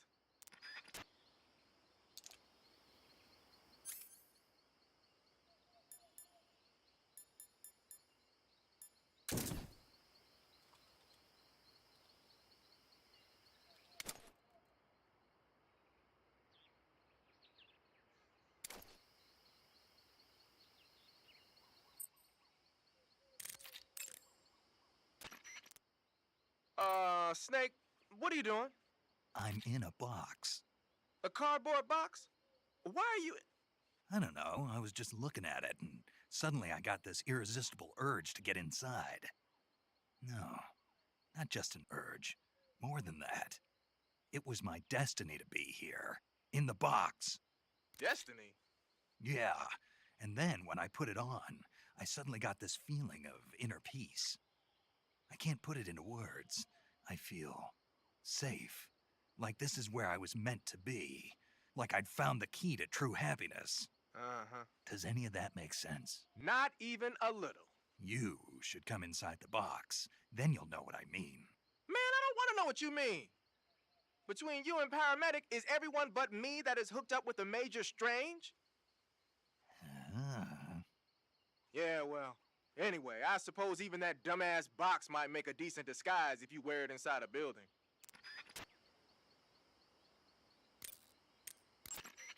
Snake, there are rats living in that area. The rats in that area are they're not poisonous, but they're quick little creatures. Snake, let's go over the controls. Press. When you're from there, by moving, you can either, if you can also, the enemy, use, by press, you might, such as the survival knife, you can't, such as, ensure, you can tell.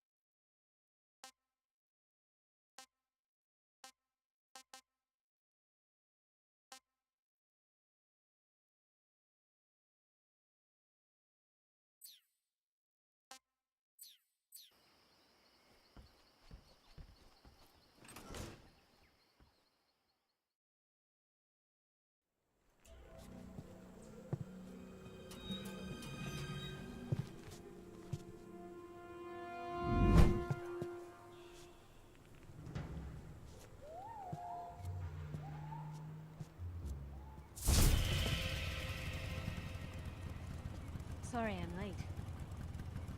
Cut the engine. They'll hear us. Are you the agent they sent? Are you Adam? I thought you were supposed to be a man. Adam couldn't make it. All right, say the password. Who are the Patriots? Who are the Patriots? Answer me!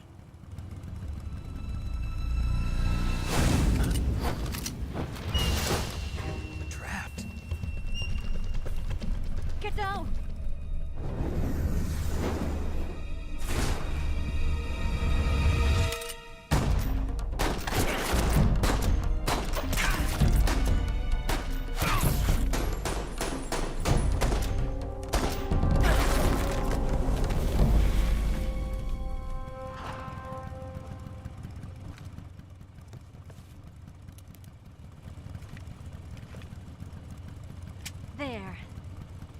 There's your answer.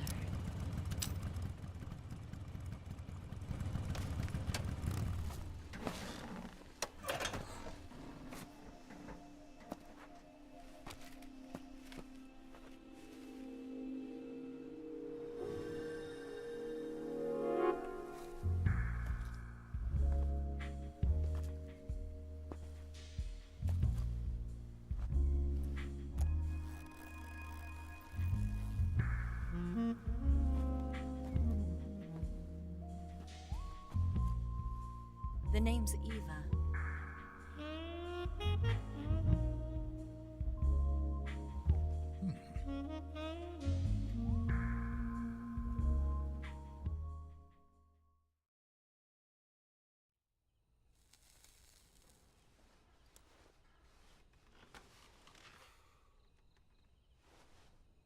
This wasn't part of the plan.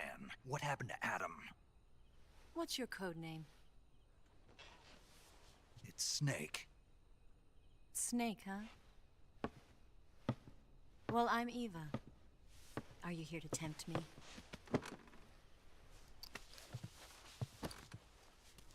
What happened to Adam? Colonel Volgin is a very suspicious man. He decided Adam wasn't the right person for this mission. And you were? Yes. Why? Because I can do things he can't. I heard you used to be a codebreaker for the NSA. I was. 4 years ago, I defected to the Soviet Union with Adam. Mauser military. The broom handle. It packs quite a punch. Nice to have when you're on a bike. You held it sideways and used the muzzle jump to create a horizontal sweep. That was impressive. Bet you've never seen that technique in the West. It's imitation, isn't it? Yeah. It's a Chinese Type 17 pistol. Around here, even that's hard to come by. Don't worry, though. The one I've got for you is American-made.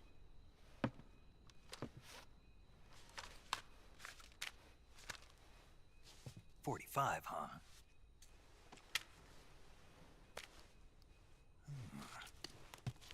Incredible. Do you like it? The feeding ramp is polished to a mirror sheen. The slide's been reinforced, and the interlock with the frame is tightened for added precision. The sight system is original too. The thumb safety is extended to make it easier on the finger. A long type trigger with non-slip grooves. A ring hammer. The base of the trigger guard's been filed down for a higher grip. And not only that, nearly every part of this gun has been expertly crafted and customized.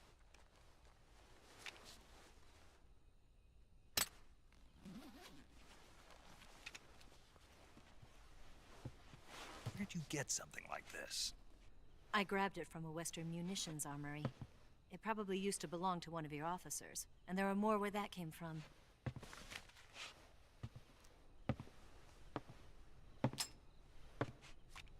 You had this with you, didn't you? Better take this too. What's that? A disguise to make you look like a scientist. A disguise? Yes. You're here to rescue Sokolov, right? Sokolov's still safe then? Yes. He's being forced to continue his work on the Shagohod. Where? At the lab. They've got a whole army of scientists there developing new weapons. Security is tight, but if you disguise yourself as a scientist, you might be able to sneak in. Can we get Sokolov out of there? We'll see, won't we? Tell me how to get to the lab. The safest way in is from the rear. First, you'll need to head north through the jungle. You'll come to a heliport used for shipping materials. Pass the heliport and continue north, and there will be a large crevice. Descend into that area and you'll reach a cave. Move through the cave and you will arrive at a mangrove swamp. After the swamp, there'll be a warehouse. Make your way through the warehouse and you'll come out just south of the lab. Got it. And just what are you doing there? In close-range combat, a knife can sometimes be more useful than a gun. By doing this, I'll be able to hold a knife at the same time and still keep the gun steady. That way, I can instantly switch between a gun battle and a knife fight.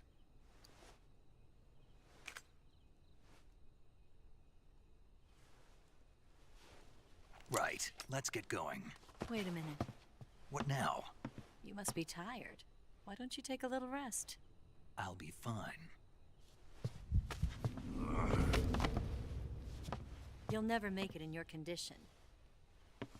It's a jungle out there. There's still an hour before dawn. It's dangerous to be out in the jungle at night without a guide. What about you? I have to get back. I can't be gone for too long. They'll start to suspect something.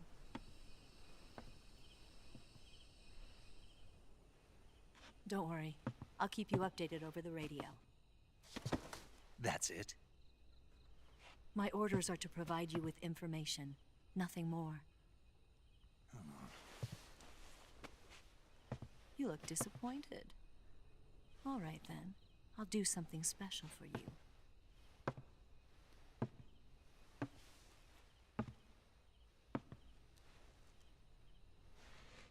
I'll stand watch until dawn. Now be a good boy and lie down.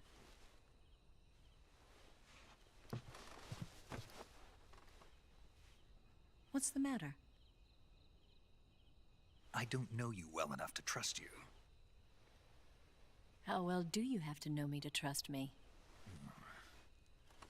I don't know if I can trust anybody.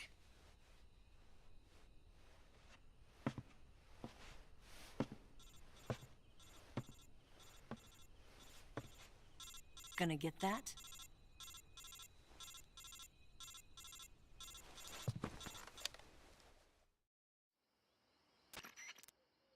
She's right, Snake. You should get some sleep.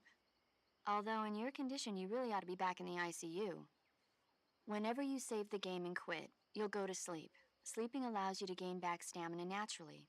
Depending on how long you sleep, you may also recover naturally from sickness and injury. When you're tired or hurt, the best thing to do is just get some sleep. So do yourself a favor and take a nap. Doctor's orders, okay? Yeah, okay.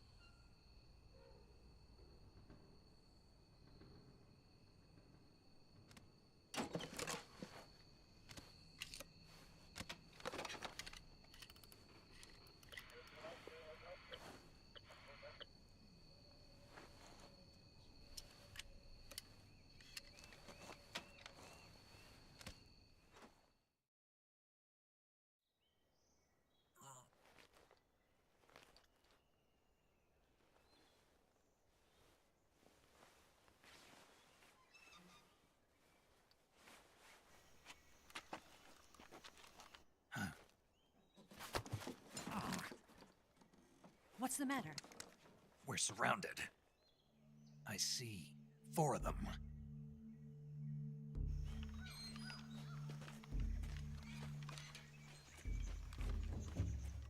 We've got company. It's the Ocelot unit. Let's get out of here. Hurry. Don't forget your gear. Here, give me a hand.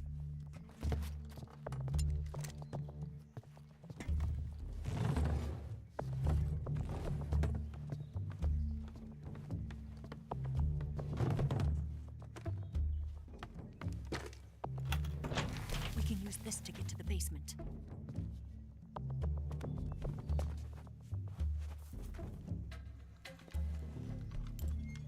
Damn it, Ocelot. I'll get past them on my bike. I'll call you later. Okay, I'll keep them busy. Huh? Don't go dying on me now.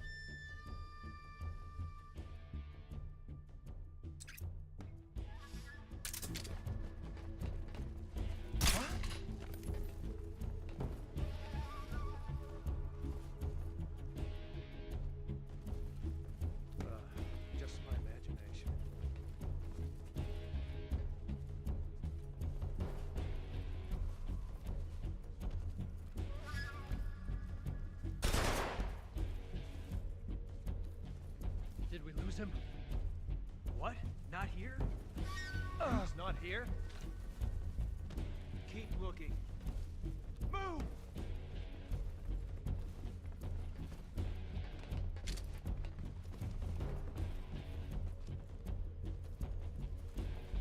Nothing here.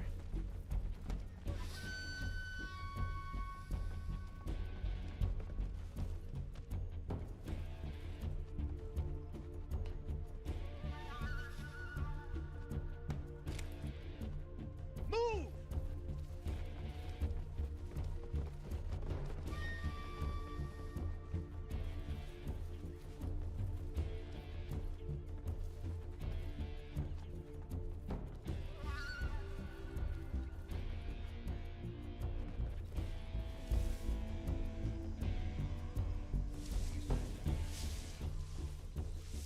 Move!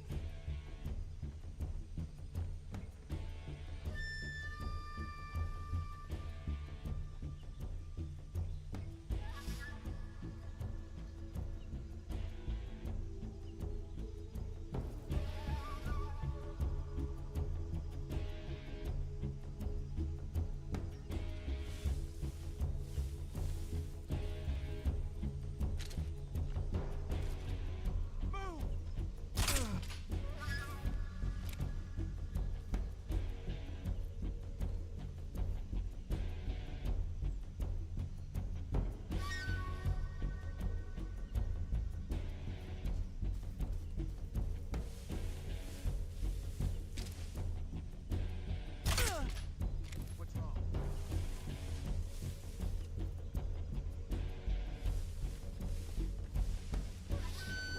I see him!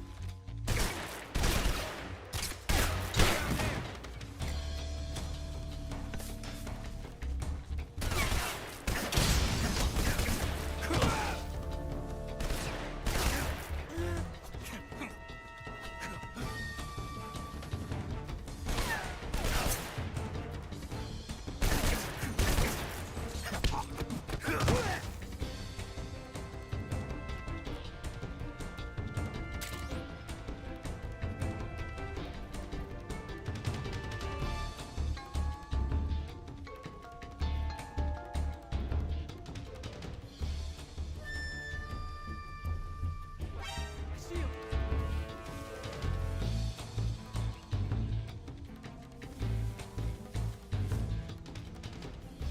I see him!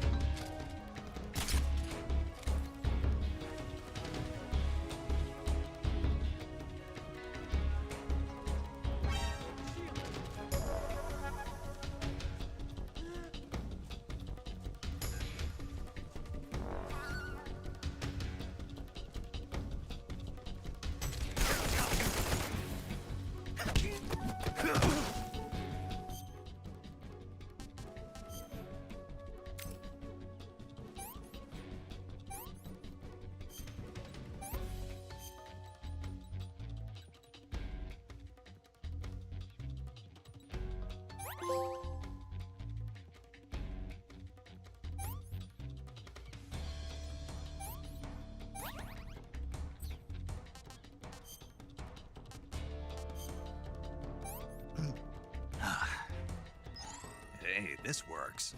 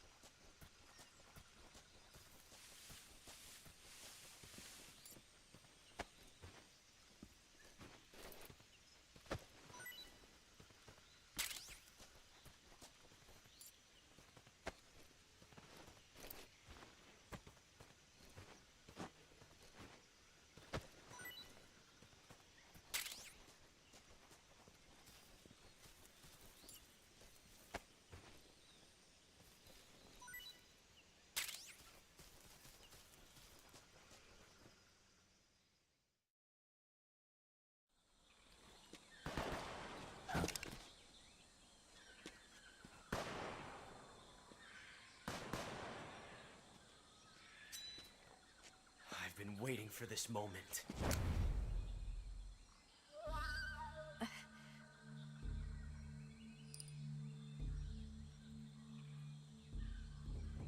That's it. That's the stance. I don't think so. What? A female spy?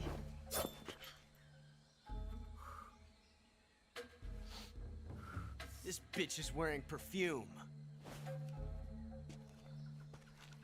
Stay where you are. I've had enough of your judo. I see you've got yourself a single-action army. That's right. There'll be no accidents this time. You call that an accident? Well, it wouldn't have happened if you hadn't been showing off. What did you say? It's a nice gun, I'll give you that. But the engraving gives you no tactical advantage whatsoever. Unless you were planning to auction it off as a collector's item. And you're forgetting one more very basic thing. You don't have what it takes to kill me. We'll see.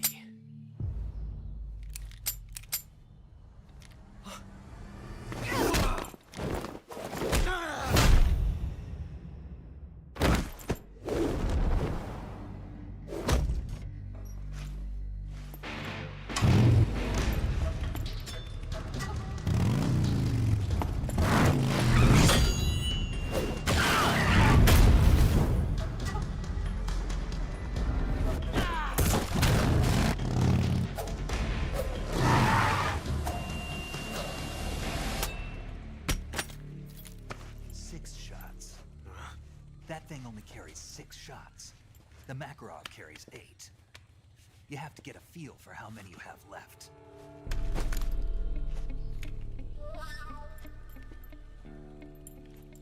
This is a high-class weapon. It's not meant for shooting people. Damn!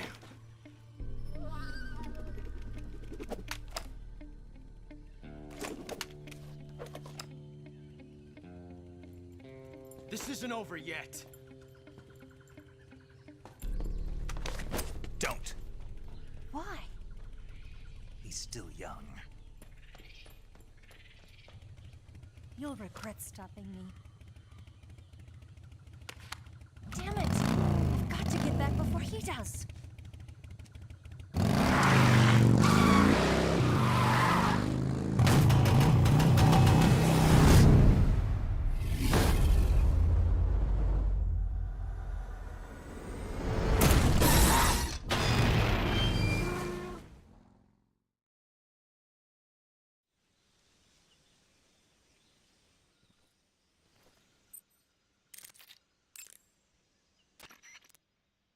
Looks like you've got rid of all the ocelots. Yeah. Now proceed with the rescue of Sokolov. According to Eva, you should start by going to the crevice to the north and... Can we trust her? What's that? Eva is with the KGB, isn't she? Can I really believe what she says? How do I know she won't double-cross me? There are no guarantees in espionage, Snake, only calculated guesses. At this point in time, the KGB stands nothing to gain by stabbing us in the back. So you're saying I can trust her? I'm saying the chance that she'll betray you is low. Ah. Of course, we checked the route she gave you against our own data. It looks like a pretty solid infiltration route. It makes good use of weak spots in the enemy's defenses. You shouldn't have any problems. Follow the route Eva showed you and proceed with the mission. Roger. First, enter the cave through the crevice. Eva said it was to the north, so head that way.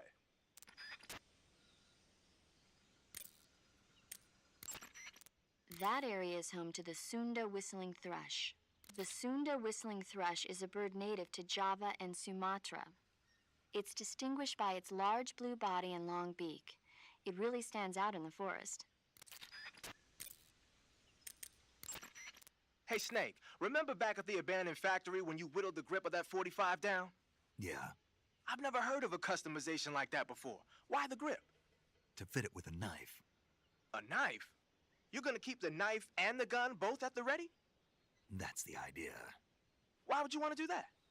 Sometimes a knife works better in close proximity encounters. So I equip both at the same time. That way I can switch back and forth in an instant. Badass. So that's that. CQC. First, enter the cave through the crevice. Eva said it was to the north, so head that way. Snake, be careful when you approach the enemy. The closer you are to them, the more accurate their shots will be, and the more damage their weapons will do. That means you've got a greater chance of getting seriously wounded. Daring frontal assaults are not a good idea. But if you do get seriously injured, go into the survival viewer and treat it immediately.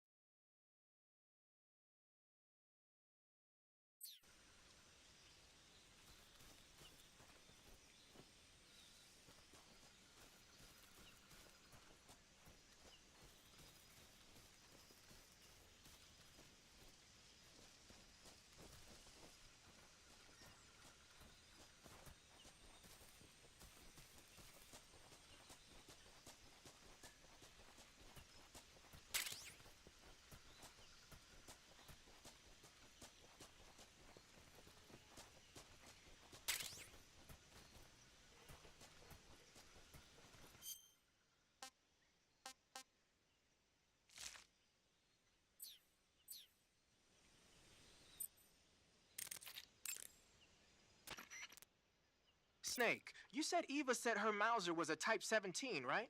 Yeah, what about it? That model was produced in the 1920s in a weapons lab in the Shaanxi province in China. The cartridge part sticks out lower than the original to accommodate 45 caliber rounds. The barrel and chamber are a little bit thicker too. But most telling of all, it's got Chinese characters engraved on both sides of the frame like you saw. And that firing stance Eva was talking about where you hold the gun horizontally, that's a trademark of the Chinese. Just like you were saying, when you're firing in full auto mode, the muzzle jump effect gives you a horizontal strafing motion. They say it's especially deadly in indoor and close-range mop-up actions. The Japanese called it bandit shooting and used to dread it. Makes you wonder where she learned to shoot like that. You know that army motorcycle that Eva was riding? That's a replica of a German model. A replica? Yeah. After World War II, the Soviets confiscated an entire assembly line from a German motorcycle factory, machines and all. And then they took it back with them and started producing replicas? Exactly. Originally, that motorcycle was designed to be used with a sidecar attached. That means it's got enough power to drag a 200-plus pound sidecar around. So that's how she could pull off all those crazy stunts. Uh-huh. Of course, it takes a lot of skill to be able to control that much power. That Eva chick is something else. Snake, your face paint is... I know. It's called Zombie. Zombie? What does that mean? Beats me. Are you serious? Hello, paramedic. You mean you've never heard of zombies? Nope. Never. You guys don't know anything. A zombie is a dead body that's been cursed and brought back to life by a master of black magic. Supposedly, they revive the dead and use them as slaves. It's also seen as a kind of punishment. People who commit terrible crimes can be forced to labor even after they're dead. Interesting. How do you know all this stuff? I saw it in movies. Like White Zombie. Never seen it? Nope. Can't say I have. How about Plan 9 from Outer Space? No. Missed it. You can't just focus on the things you like all the time. You have to expand your horizons, try new things. You guys need to get out more. Yeah, well, anyway, that face paint doesn't look all that useful. Go ahead and wear it if you want, but I think you should change to... You don't need to change anything. Why not? It makes him look awesome. Doesn't it? Look, arguing about it isn't going to get us anywhere. Snake, you do whatever you want. It does make you look cool. Keep in mind that every weapon and piece of equipment weighs something. The heavier the equipment you're lugging around, the faster you'll burn up stamina. You can see how much your equipment weighs by going into the backpack screen in the survival viewer. If you're trying to conserve your stamina, make some cuts and toss the equipment you don't need in your backpack.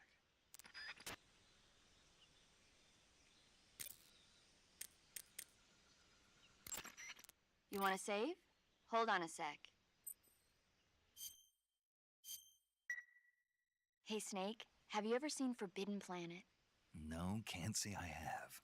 It's about this expedition that goes to the planet Altair 4 in an ultra-fast spaceship. When they arrive, they meet the survivor of the last expedition, Dr. Morbius. Dr. Morbius was exploring the planet along with his daughter Altera and the versatile Robbie the robot. Ignoring the doctor's warnings, the expedition team is suddenly attacked by an invisible creature called the Monster from the Id. The special effects they used for the science stuff were really neat. I wish I had a robot like Robbie that could make anything I wanted it to. I'm more interested in that invisible monster. If I were invisible, I wouldn't have to bother hiding or wearing camouflage. Maybe someday you'll be able to turn invisible. Yeah, that'll be the day.